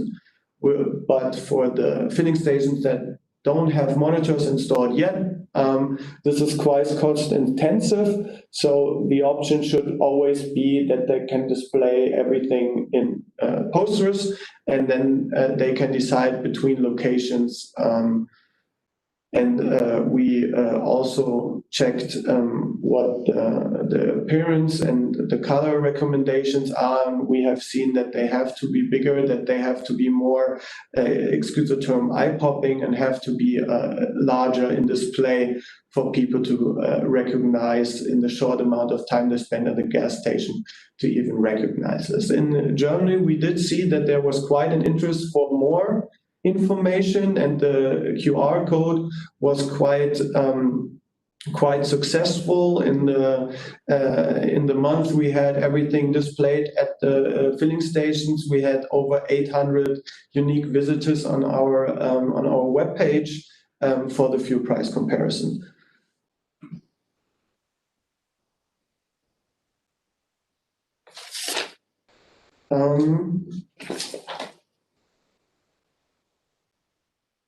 We do see that there's some improvement in the knowledge of the consumer necessary, and this is what the results also show, that 1/3 of the consumers only know their fuel use and the cost that are they actually having for traveling 100 kilometers. This shows, in my opinion, that this is a necessary step we should take to inform the consumers about their fuel costs. But I think the display on the pump is just one step and should be always be in connection with an online tool or website where we display further information, and we also show the different, and this is something I think should be done on member state level, because there are a lot of differences in taxation and for the fuel and for the cars and for the different segments. So every member state can respect their individual and different situation. So this is our lessons learned and our proposal.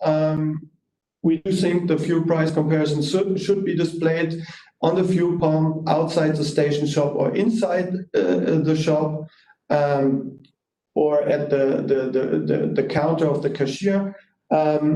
It should be up to the member state to decide if it's a 1 or 3 segment display, or up to the individual filling station. It should be in recognizable colors, and it should be sufficient in size on posters and monitors. The content should be on the agreed methodology, where we also have different options to respect the different situation in the member states. And I think we came to a great result with all different informations we gathered from all the member states. So from our side, I want to say thank you, and back to you.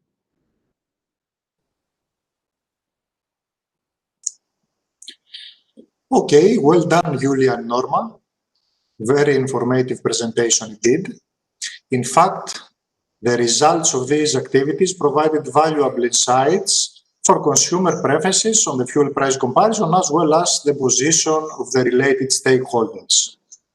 So I would like to hand over to Antonis Pepas, a senior researcher at National Technical University of Athens, holding a PhD on carbon footprint and energy analysis, and supervisor on the Support Action Coordinating Team, who will present the recommendations of the PSA on implementing Article 7.3 of the Alternative Fuel Infrastructure Directive. Please, Antonis.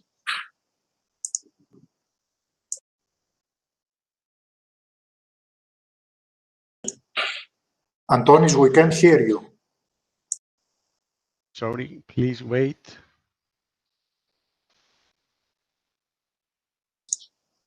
It's okay. The sound is okay now.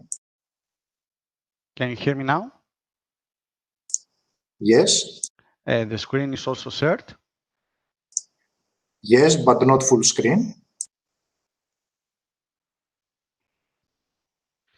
Give me 1 minute. Now it's okay? Not full screen again.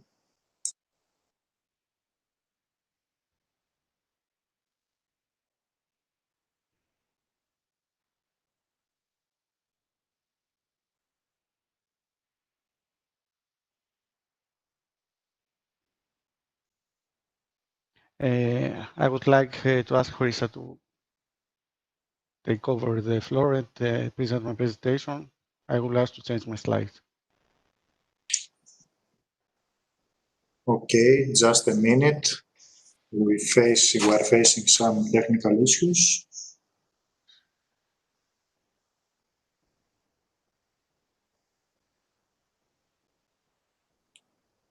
It's okay now, Antonis. Okay. I start over. Good morning, ladies and gentlemen. Thank you all for your interest on the methodology developed by our support action. The presentation contains the following elements: the overall requirements of our PSA, the framework for the development of the methodology, the calculation process, the format of the display and the location proposed for the filling stations, the type of the filling stations that should be selected in order to present the fuel price comparison, and finally the online presentation. Here I have to point out that the recommendations have been determined by the EU member states participating in the project support action. And this methodology do not reflect the opinion of the European Commission. However, the methodology that will be presented is fully approved from all member states participated in the support action. I have to say that it was not an easy procedure, as the fuel market within the member states is not uniform. For example, northern countries have a more mature AFI market, alternative fuels market, in contrast with the southern countries. Now the framework. You have heard a lot of times of this. We have to develop a methodology for a simple and easy to compare information of the prices of the different fuels, enabling vehicle users to better evaluate the relative cost of individual fuels.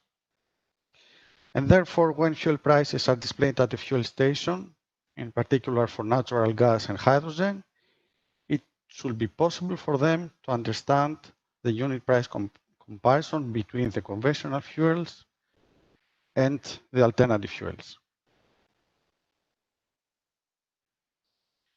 The framework of the directive,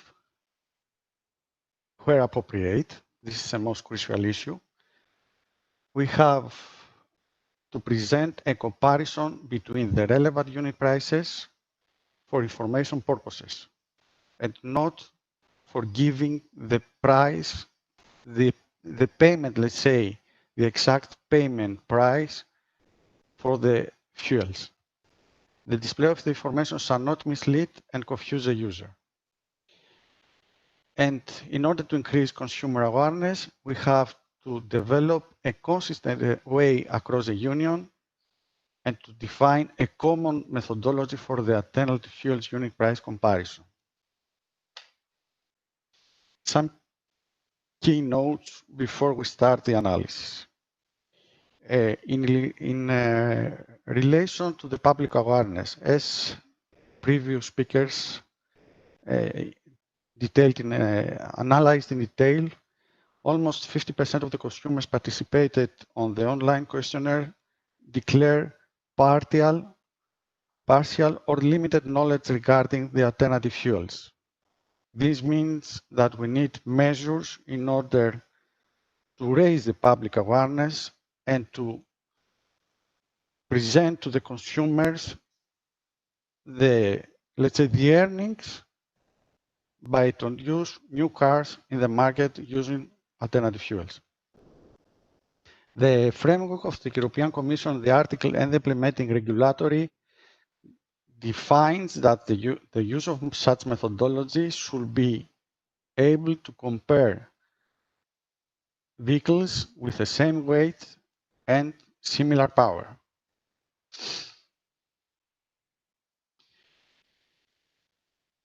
As I told you before, most of the consumers have not heard about biofuels or hydrogen. I will not stay here. Just a key point, only based on the results, based on the analysis of a European passenger cars use alternative fuels, the percentage is very limited, is less than 10% in the whole European Commission. The framework, as I told you before, we have to provide an easy to compare information, fully understandable from all the consumers, independent of the level of their education. We have to attract them in order to easily understand the comparison between the prices and to boost them in order to use alternative fuels. I have to say that there was a big collaboration between all the countries, the stakeholders, in order to have a lot of meetings in order to go on a common procedure fully accepted for all the member states. The framework and what we will try to fully identify during the implementation of the support action. We try to identify the content of the information, the format of the information that will be displayed, the locations of displaying the fuel prices at the filling station,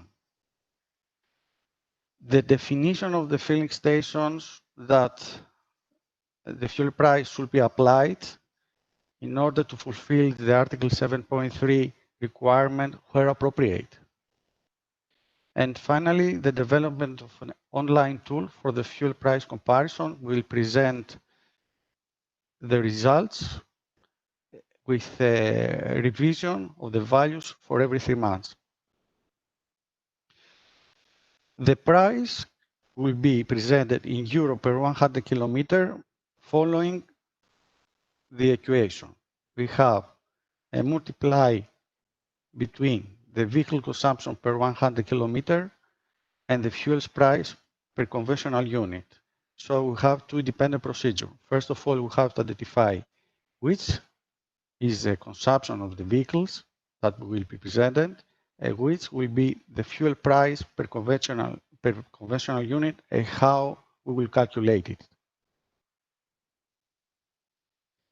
Let's start with vehicle consumption. Based on all the results from the online and pilot actions and the discussion with stakeholders, we fully understood that everybody wants to see the real picture of the each member state market. So we try to avoid statistics and to identify the vehicles that will be selected based on the real sales. So for the sample selection, we have two options. The minimum requirements to have is to select the first segment, one segment, at maximum 3 segments in order to not confuse and to not provide too many information to the consumers. For each segment, we have to select the top 3 best-selling vehicles per fuel type. If not enough vehicles, as hydrogen vehicles, are not present, sample can be smaller. The vehicle categories in relation to the type of the fuels. We should include the monofuel vehicles like liquid or gas, the pure electric vehicles, and fuel cell vehicles. If there is limited data about the gas, the vehicles using gas, bi-fuel gas vehicles instead of mono-fuel gas vehicles can be introduced to the sample. In relation to the consumption data, WLTP consumption data related will be only for the combined cycle from WLTP consumption data will be only applied. If there are no data based on WLTP for a vehicle model, we have to exclude this model. If also there are no WLTP data for a best-selling vehicle, we have to exclude also this vehicle. In this case, in order to have a better representation of the vehicle, is it possible to use the first vehicle in the top sales? And if no vehicle sold for a specific fuel type, we have to exclude this fuel type from our fuel price comparison methodology. For the calculation method now, by selecting the top car, by selecting the types of the fuels, should be based on sales weighted average consumption of the selected version per best selling vehicle, and also the sales weighted average of best selling vehicles consumption per fuel type. For example, if we see that the best selling segment, and we want to present this in a country, segment C. How we perform the calculation? Supposing that we have a vehicle called A, sold in different types, different, let's say, capacity of engines, four-wheel drive, back-wheel drive, rear-wheel drive or front-wheel drive. We take all these sales and we are calculating the weighted average consumption, not in euro, in per 100 kilometers, in the quantity of the, sorry, here's a mistake, the quantity of the fuel consumed per 100 kilometers. Let's say that this is the first selected car. We are following the exact procedure for the second car sales and the third car sales, and we are calculating the average consumption in fuel unit per 100 kilometers. It's liter, it's kilo, etc. Now, for the sample selection, we have to apply for the following fuel types: petrol, diesel, electricity, hydrogen, CNG, and LPG.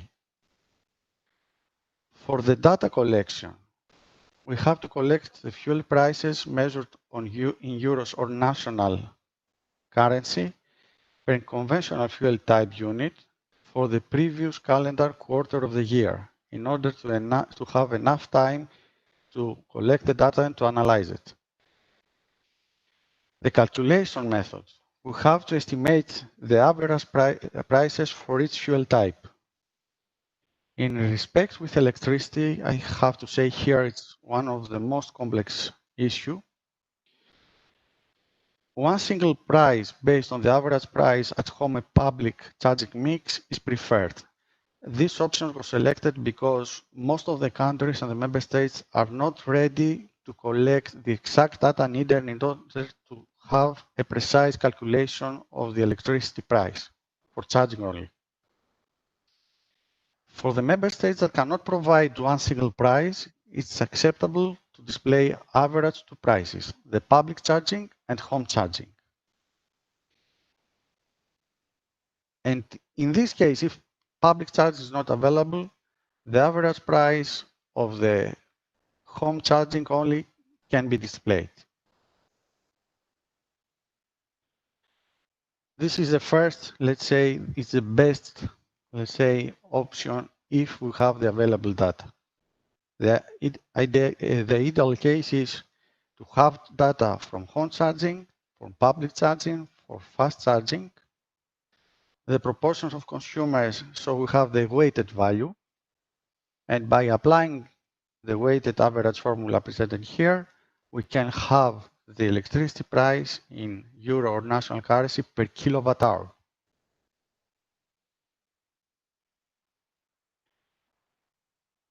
The second option is we do not have prices from fast charging. It's a picture that we faced in many member states. So at this case, we're selecting all the home charging and the public charging. And by weighting also the values, we are calculating two prices, €1 per home charging and one price for the public charging.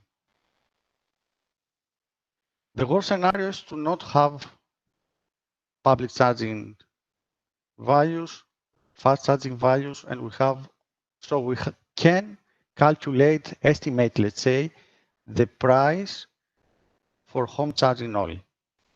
This is the third option, which we understood it's more applicable in most member states now, but when the market will become more mature and there will be data from power meters, smart meters, etc., about the charging only, we can go to more detailed analysis.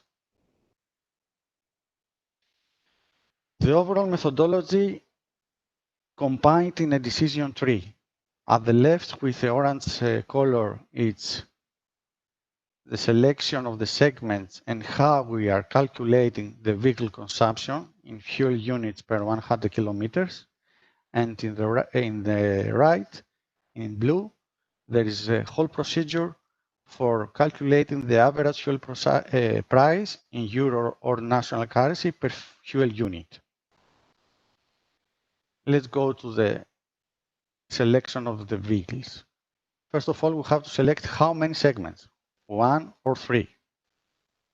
And at this case, what sample? We have data for the 3 best-selling cars, or we have to go to 5? For the selection of the appropriate vehicle categories, as I told you before, we are selecting the monofuel vehicles using liquid or gas, the pure electric vehicles using only electricity, and the fuel cell vehicles also, using, of course, only hydrogen.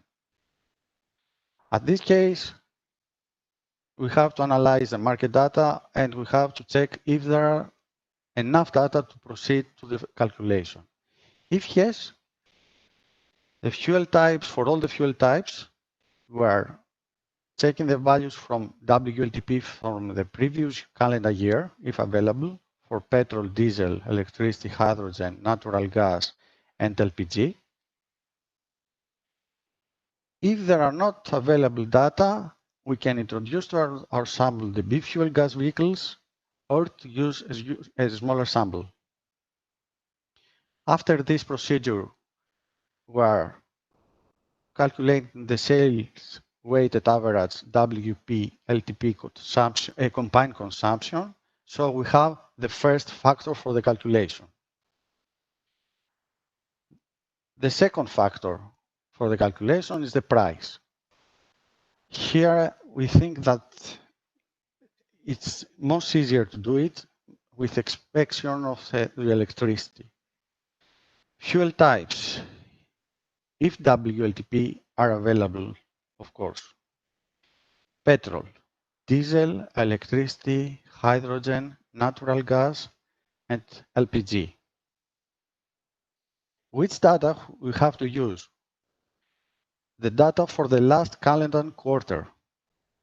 Petrol, diesel, CNG, LPG, and hydrogen for all the available filling stations in member state level. As I told you before, for electricity, it's preferable to estimate one single average price based on the average price of the charging mix in member states. The question here is, do we have data? If yes, we proceed directly to the average fuel price for available fuel types in member state level.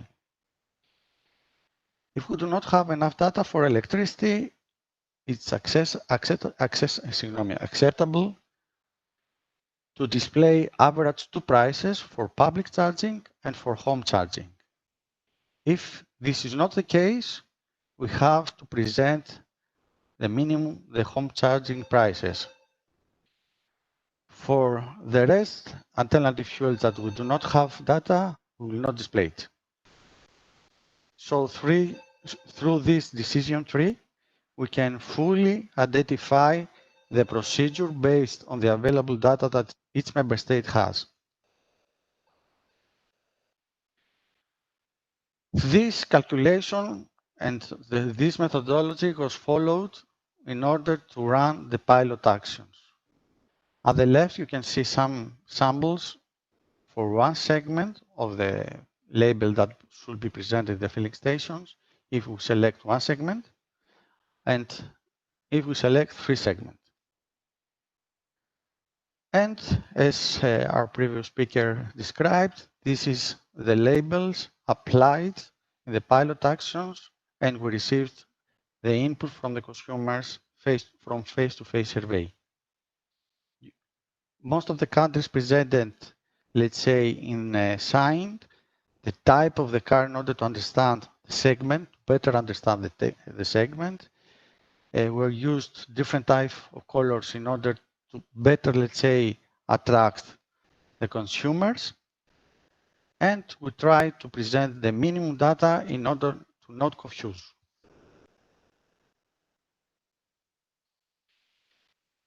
Now, about what to display.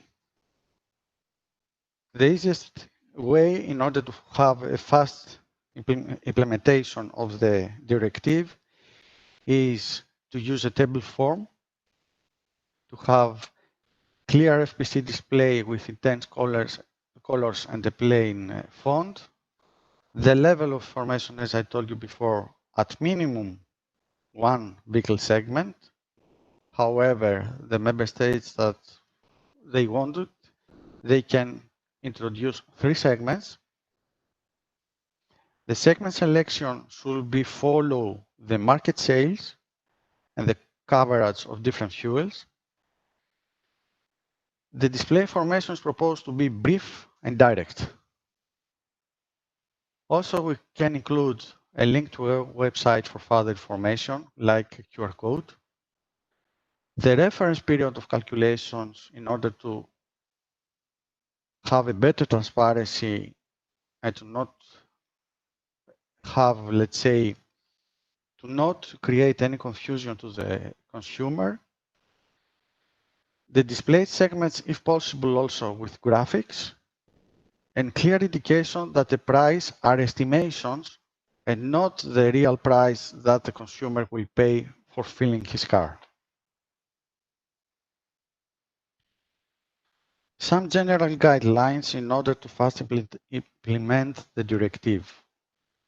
The FPC, of course, this is the minimum requirements, will be displayed either in poster, banners, or monitors. The most appropriate location to display is near to the fuel pumps near to the station shop entrance and inside the shops. The imprinted materials, it's easy to be applied near to the pumps, and in the shops, the monitor, because ATEX restrictions and explosive requirements, the monitors are placed inside the shops only. The minimum requirement is to select at least one of these locations to display it at the filling stations. And here comes the question, where appropriate? This is also was a quite different, difficult issue. So there were a lot of discussion and opinions how to apply it. For this reason, we select two options. The first option, first of all, I have to say we exclude the unmanned filling stations in order to have a reasonable cost for the fuel price comparison application, because if there are no personnel, there is no possibility to change the labels. The option one is at least the following man-manned filling stations should display the fuel price comparison euro per 100 kilometer. They should present at least the 10% of the manned filling station in the member state. The selection criteria can be defined at member state level, but giving the priority to filling stations which provide at least 3 different fuel types, out of which at least an alternative fuel type. The fuel types are considered the following: petrol, diesel, electricity, hydrogen, CNG, and LPG. The section option is based on, let's say, a factor that will be determined at member state level. And this factor is, let's say, the filling stations that have less than factor A, multi-product fuel dispenser, should be exempted from displayed obligations. All remaining stations should display the fuel price comparison. But at any case, if this number is limited, we have to find a way in order to present in at least 10% of the filling station at the member state. We have to avoid to have a number less than 10%.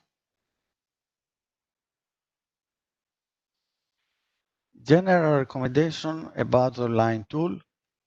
The line tool should include information about the methodology to calculate the fuel cost in euro and national currencies or euro per 100 kilometer. The average fuel cost also in the weighted, let's say, liters, kilos or kilowatt hours. The fuel consumption data based on the WLTP. The average fuel price is expressed in euro per 100 kilometer for the selected vehicles. The environmental performance of the selected vehicles in CO2 emissions. The online tool should be at least one at national language. Optionally, a short description of the segments should be used and is suggested to be included in order to better understand the consumer. What is the segment? What's the size of the car? What's the weight of the car? And also, any integration of extra information related to the fuel prices, the energy content of fuels, the vehicle cost, and efficiency is suggested where feasible.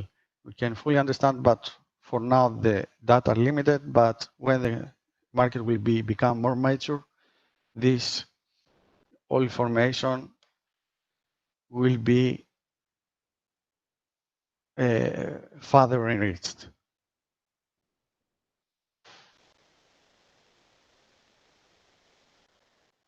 Now, some key points in order to ensure that the stakeholders will be easily accept, let's say, the integration in the filling stations. The price comparison system should be economically reasonable, practicable, and compatible with national and regional rules. One of the most crucial issues is Our methodology should not interfere with other pricing systems such as totems or receipts. The consumers should understand that this is just a comparative estimation and it's not the price that will pay in the cashier. The member states also are advised to inform consumers on the fuel price comparison purposes at the start of the implementation to avoid misleading them. The filling station manager may choose one or more of these locations to limit financial burden and to fit the configuration of the filling stations. I have to say that the fuel price recommendations from our support action were published on the beginning of July, were distributed in the AFI committee, and it's also available on the website.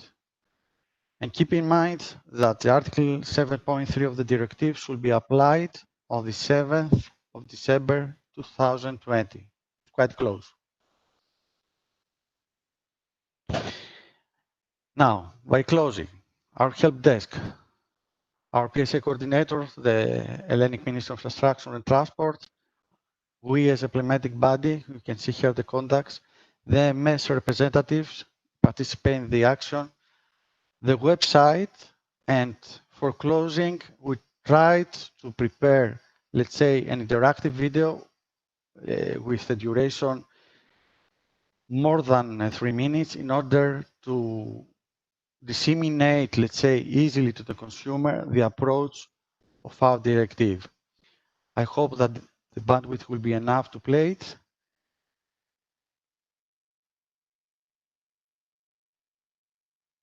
It's not starting. Ah, it started. But there's no sound, unfortunately. It's not started. Let's try. Ah, here.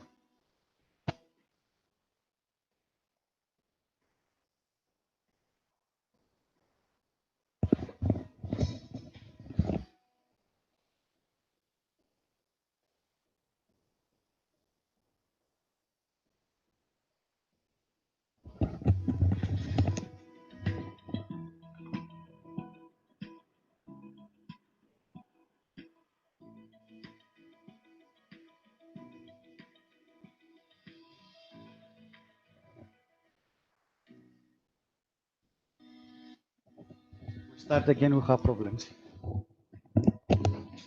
Thank you, Antonis.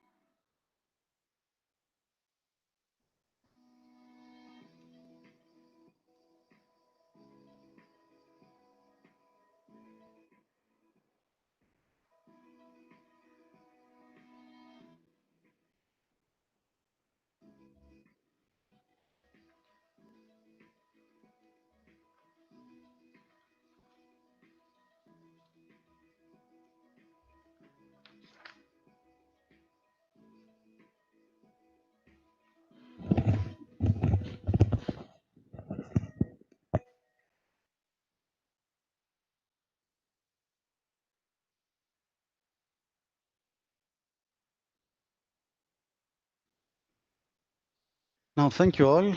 I will be glad to give you any information, any question, any clarification you may need. We can, the moderator will say us which answer we will answer in order, or I will try to answer directly the questions from the chat. Thank you very much, Adonis, for the valuable information and for the video you have just shared with us. Now we're in the questions and answers session. I remind you, you can send us questions through the chat in the right side of the page. Let me check. We have a comment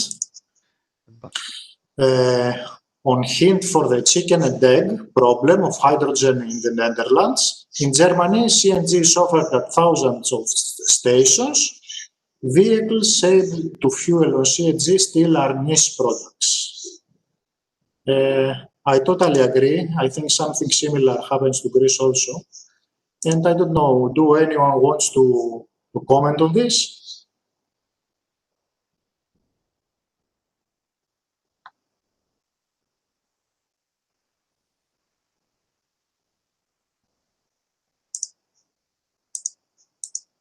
Okay. I think we do not have any questions right now. Manolis, we have Manolis, sorry to interrupt you. We have a specific question about slide 21. I will share again my monitor in order to discuss on it. Okay, thank you, Antonis. Can you see 21 slide?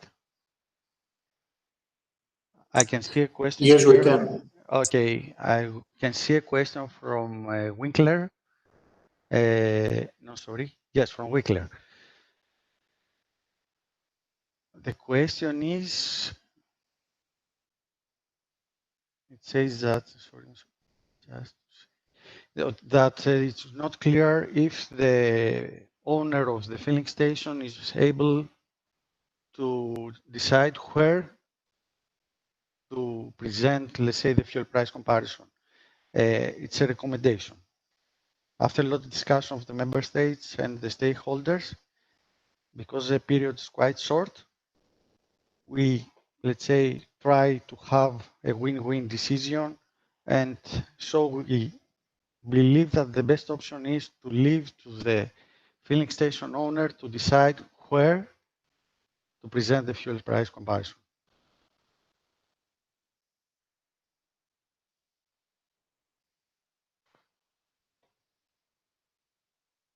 Okay, thank you. Okay, we have another question.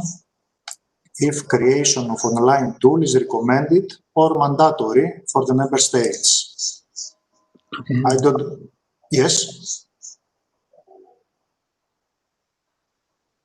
I don't know, Antonis, can we comment on this? Yes, a minute. Okay. First. Okay, Mr. Trigas. I'm going to connect my.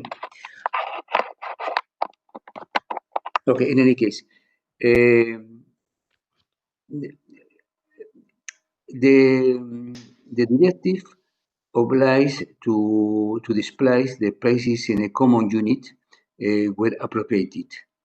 These recommendations are not compulsory, but it is important that in all member states, in order to not to create confusion to the consumer, that member states, therefore the filling owner in the different member states follow the recommendation from the program support action. The way to select where to display this information at the end correspond to the filling owner following also the guidelines provided by each member states. It's not to us to decide when the information need to be provided, need to be displayed. But I repeat, it's a decision to be taken by the owner following recommendation of the program support action and following the guidelines provided to member states. The question on the if mandatory, I repeat,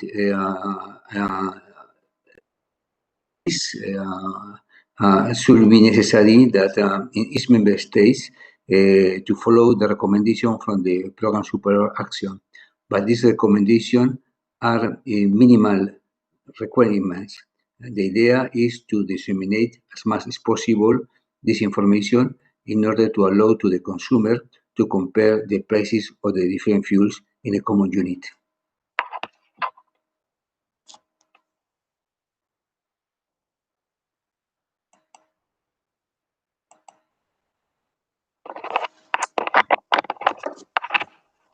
Okay, thank you very much, Mr. Trikas. Now let me check the questions.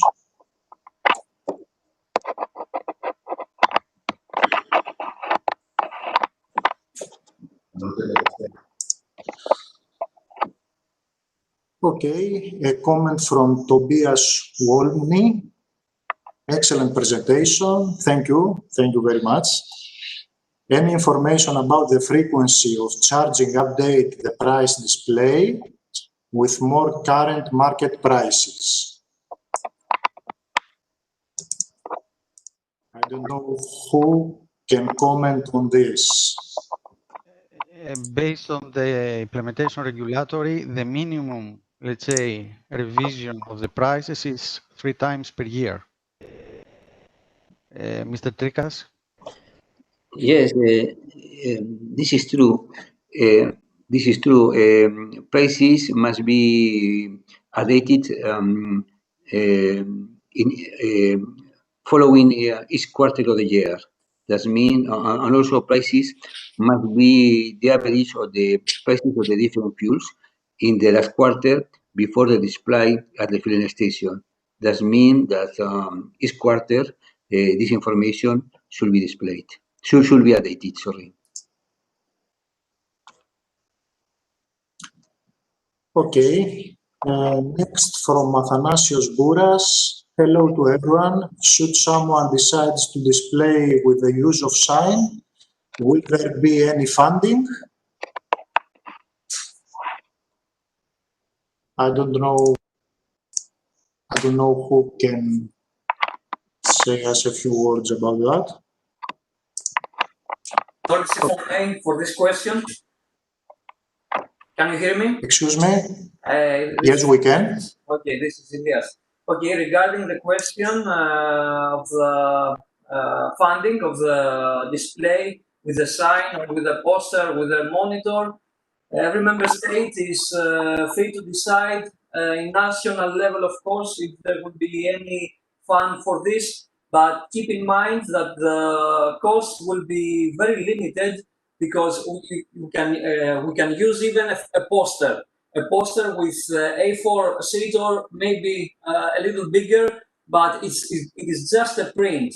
So a colorful print to be nice to the viewers, of course, and to the consumers. But we are talking about a very low cost just to get a print in order to display at the filling stations. But every member state can decide if there will be a fund in order to update this display regarding the technical issues. Maybe they can use a monitor instead of a poster, or maybe something more beautiful. But it is up to every member state to decide this.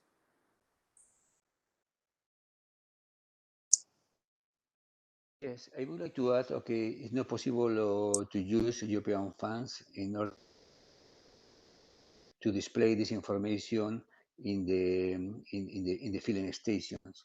Also, in the program support action, member states has made a cost-benefit analysis of the different options, and the option proposed are not expensive.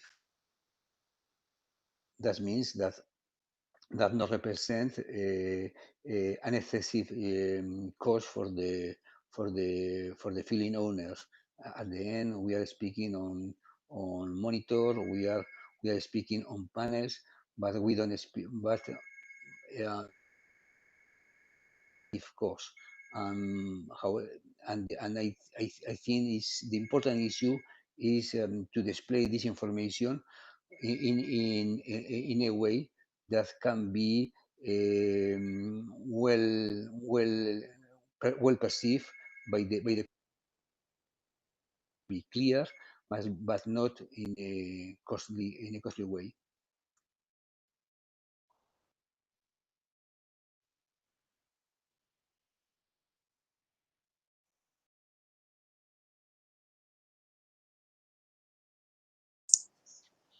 Okay, thank you very much, Mr. Trikas. Another question from Jill Gaspar. Is there a recommendation regarding the language used to display the FPC? Is it possible to display the information in several languages on the same sheet or poster?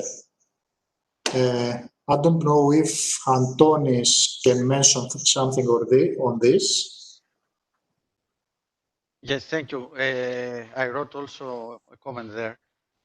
The idea is that we have to provide on the filling station the minimum information in order to not confusing. If you have a big, let's say, poster with too many information, nobody will see it. Keep in mind that the consumer will stay 2-3 minutes in the station, so we have to attract him in order to see these values. We propose to have the minimum information. Of course, it's a decision of each country what to do. But it's better to have, in our opinion, in country language, the fuel price comparison. And if the consumer wants to see more to understand what we are doing there, you can go to the website. Okay, next question from Orimas Salapeta. The values of the FPC have to be already calculated in the methodology, or does the values have to be calculated by each fuel station operator separately according to the calculation formula and data provided in the methodology? Maybe Antonis or Elias. Yes, I can also give this answer. Okay, thank you, Antonis. It's impossible for each filling station to perform this calculation. The idea is that the authorities somehow will have to establish a mechanism in order to calculate the mean prices for every 3 months, and to provide this information through a formal, let's say, website or a formal communication in order to be presented in the filling stations. Thank you. Okay, and the last question for this session from Pavel Senich. Please once more confirm the fuel price comparison update frequency. It is not the same as to use for the update last 3 months average prices. Frequency is not in the directive stipulated. Manolis, it's okay. This is Elias again. Thank you, Elias. Okay, regarding the frequency of the updating information for the display, the Commission Implementing Regulation 2018-732 at the paragraph 5 of the annex states that the price of fuels in conventional units taken into account is the average price over maximum the last calendar quarter prior to the time of calculation. So we have a clear paragraph here that obliged us to calculate the prices for the last calendar quarter of every year. So every quarter we should present the new prices at the filling stations. It is on the, once again, the regulation to 2018-732.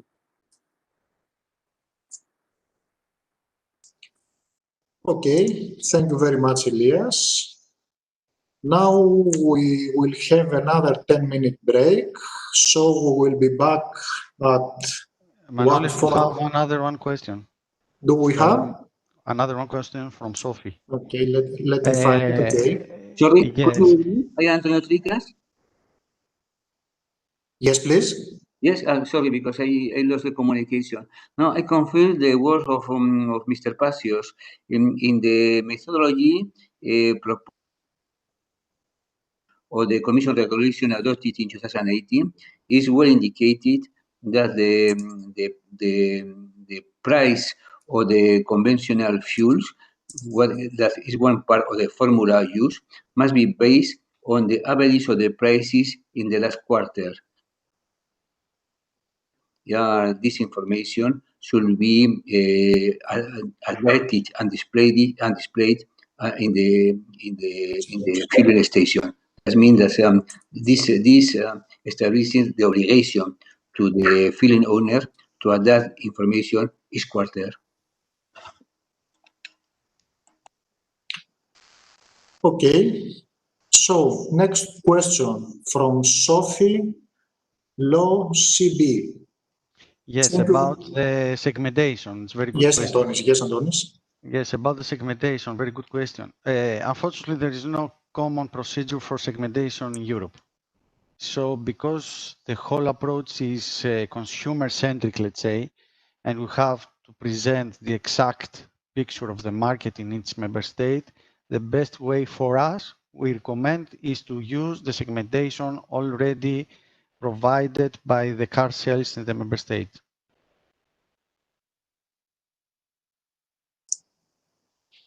Okay, and we have the last question now from Mathilde Tanous.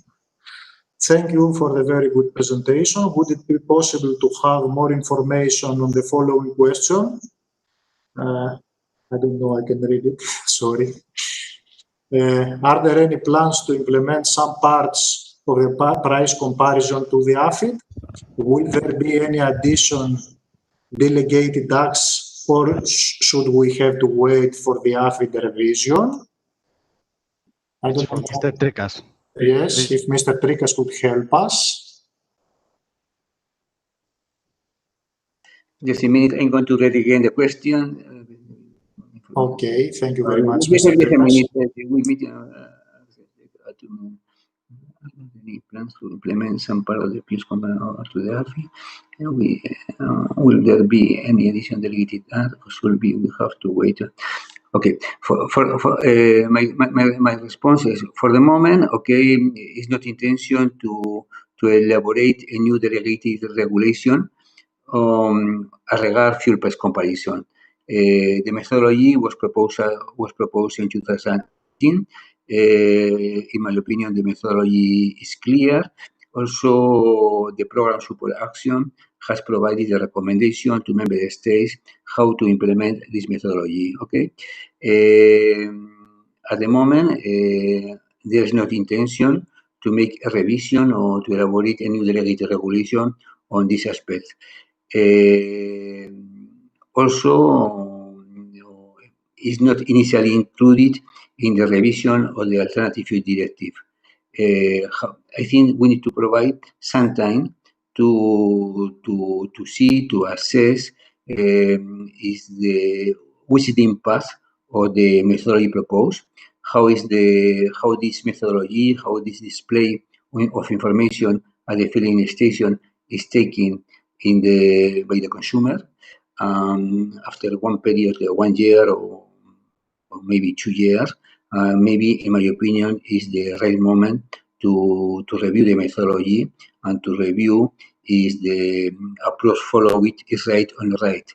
But now, I think it's very early to think in the revision of this methodology. However, the Commission is going to present the proposal. This proposal for the revision of the AFI directive is going to be discussed in the European Parliament and the Council, and also in this moment, the European Parliament and the member states in the Council has the opportunity to propose to the Commission to review or to act or to elaborate a new delegated act on fuel price comparison. But in my opinion, it should be better to wait how this methodology is taken by the consumer, is effective, is not effective. But for that, we need at least 1 year to analyze the impact of the methodology that we have proposed on the consumer, and also to analyze is this methodology has any impact, for example, in the purchase of new vehicles, or only to know if the consumer has more information, clear information on the cost of the different fuels. This is important, but we need certain time. I repeat, it's very early, in my opinion, to review something that has not been yet implemented.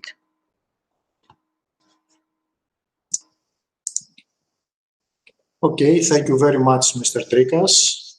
Now we have another 10-minute break, so we will be back at 1:45. Once we are back, we will start the roundtable session, and anyone who wants to talk can send us a request through the chat section again. The speakers list is going to be shared in order we all know the current and the next speaker. Thank you very much.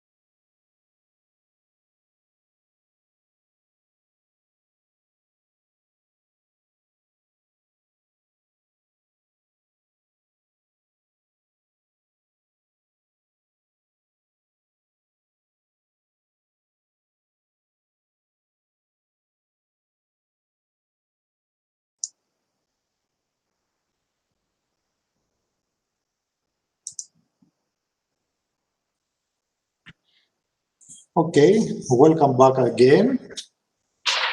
Now it is the time for the roundtable session, and I don't know, we have no requests for speakers, so I don't know if someone wants to step in to comment something, you may.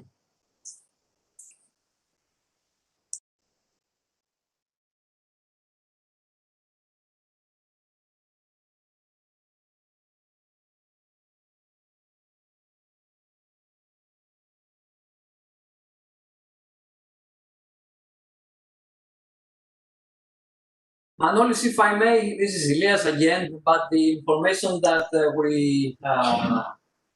that the consortium and users have received today were too many, and it's very hard maybe to evaluate and comment on this. So I would like to ask even our colleagues from the consortium if they have any statements or comments. Please feel free to do so.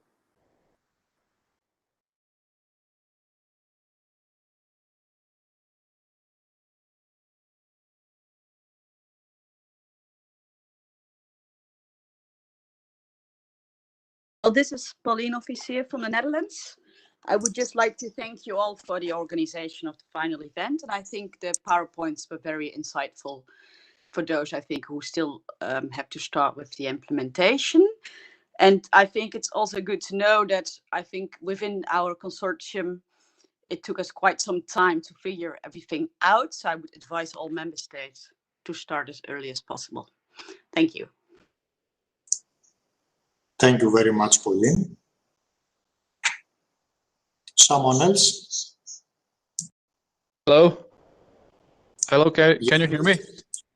Tomislav Židov here. Greetings from Croatia. My name is Tomislav Židov, National Coordinator from Croatia. First of all, I would like to praise the project coordinator, colleagues from Greece, and the representatives of other member states who participated in this PSA for a job well done.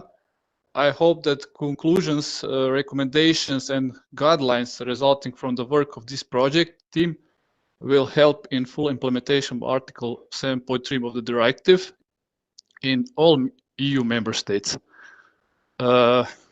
Regarding the situation with PSA in Croatia, we just ended public procurement process and we are building a national online tool that it's still in progress. It is estimated that the national tool will be ready by the end of this month and by the end of October at least. I'm glad that we collaborated on this project, and I hope that in the future there will be more such successful projects. Thank you very much. Goodbye. Thank you very much, Tomis. Well done. Bye-bye.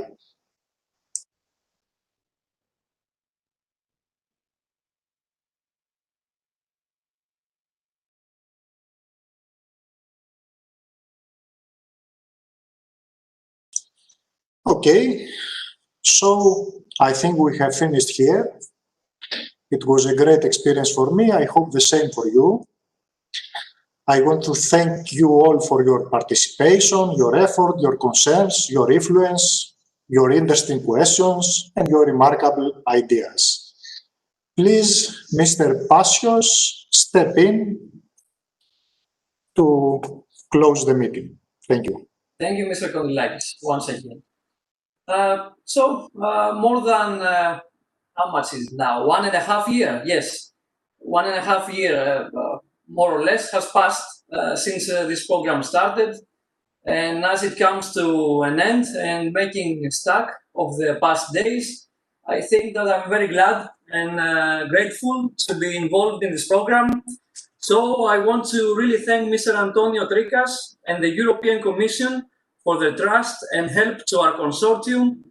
Also, a huge thank to all of my colleagues from the consortium, each and everyone.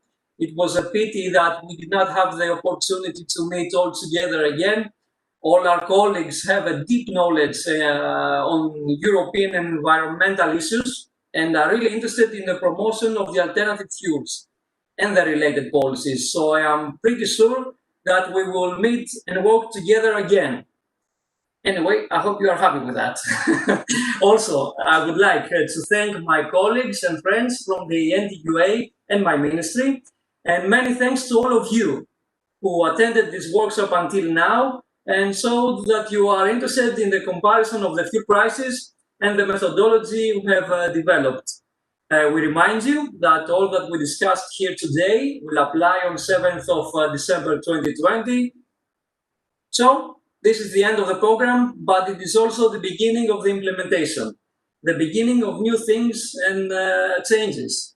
And given this opportunity, I would like to briefly mention my self-perception regarding these changes that shaped through the previous years. To be honest, I was never a person of changes as a public officer, as a public servant, maybe. I consider myself more as a conservative person, at least in terms of everyday life or my environment that I live. For example, I never cared about air quality or noise coming from the vehicles or travel costs using different fuel than my favorite gasoline.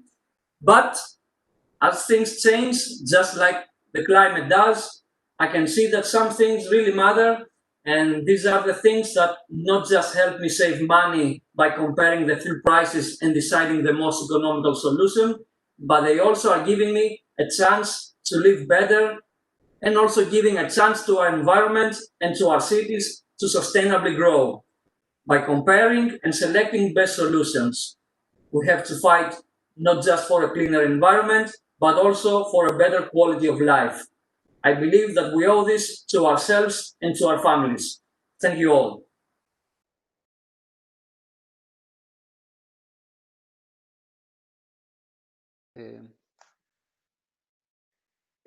Can I say some word, please?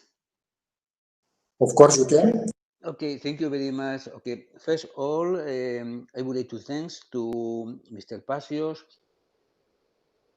to the Greek team, because they have been the coordinator of this program Super Action, but also I would like to thank the participation of the representative of the 9 member states.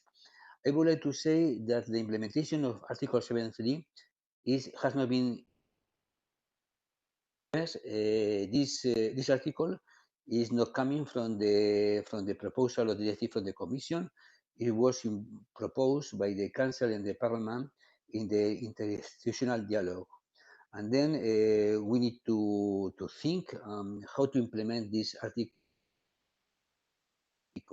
Also, the article say where appropriate is a little vague. It's not. There are not a clear commitment. Only say that where the fuel prices are displayed, the system of comparison need to be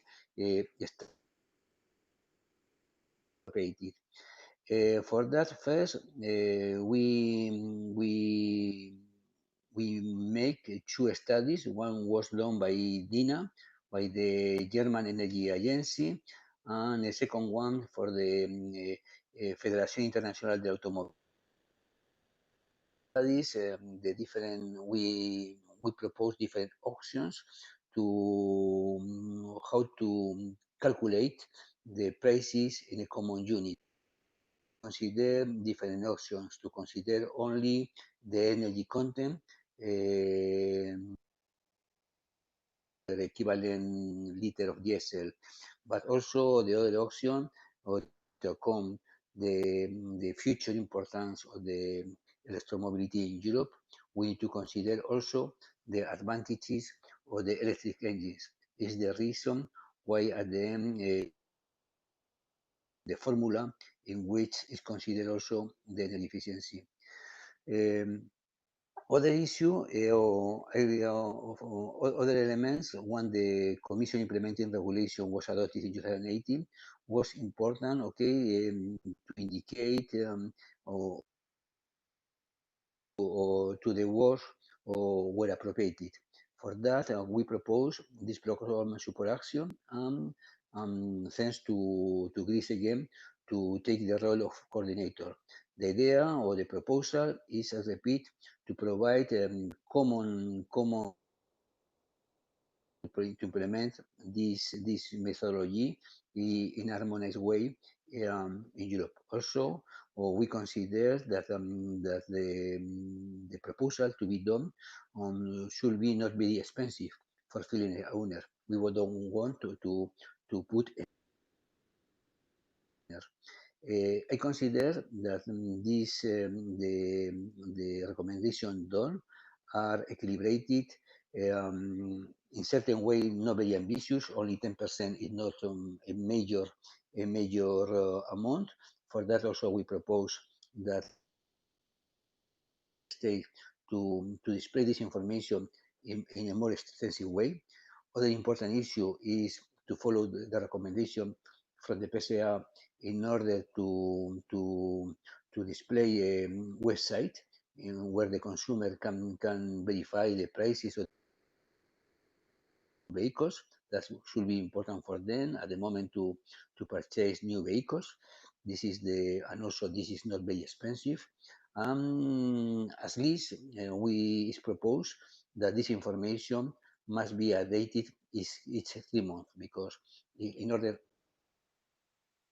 that to update this information every week, every month, we have considered that the minimum time in order to be effective, in order that the cost or the price of the fuels can be more or less coherent with the existing fuels, to adapt this information every 3 months. This is the proposal.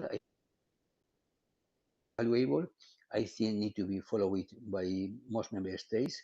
They are not compulsory, but I think it's important that this information or this recommendation be followed. If I travel Germany or to UK or from Spain to Italy or to Germany or to France, okay, I need that this information will be presented in the same way to avoid any.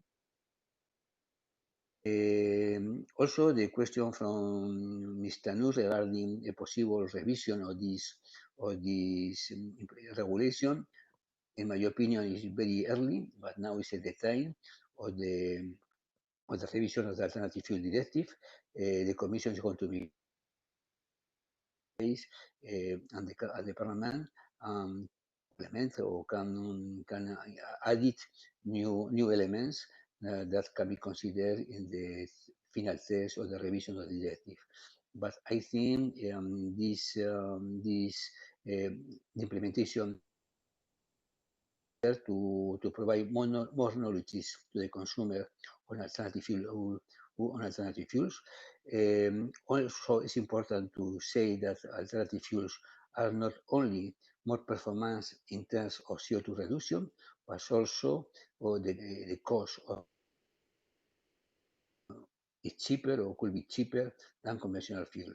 This methodology, in my opinion, must be a driver to shift from conventional fuel to alternative fuels. I repeat, many thanks to all for the work done. I would like also to put from this workshop in our website, and also as convenient, I would like to publish the main deliverables or the publishable deliverables from the program support action in order to disseminate by you. Many thanks.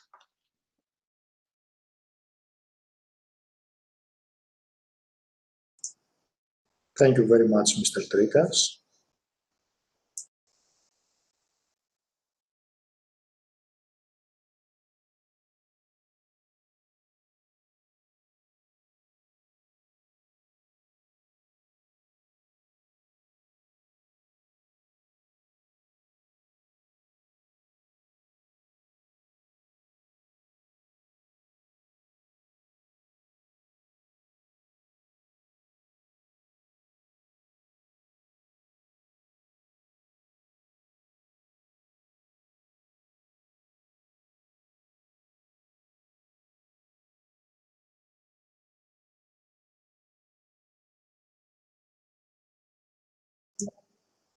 Okay, thank you all.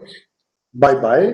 Thank you for the cooperation, and I wish I will work with you again. Bye-bye.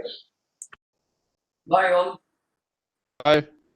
Bye-bye. Bye-bye, Bye. all. And Thank you. Bye. Happiness.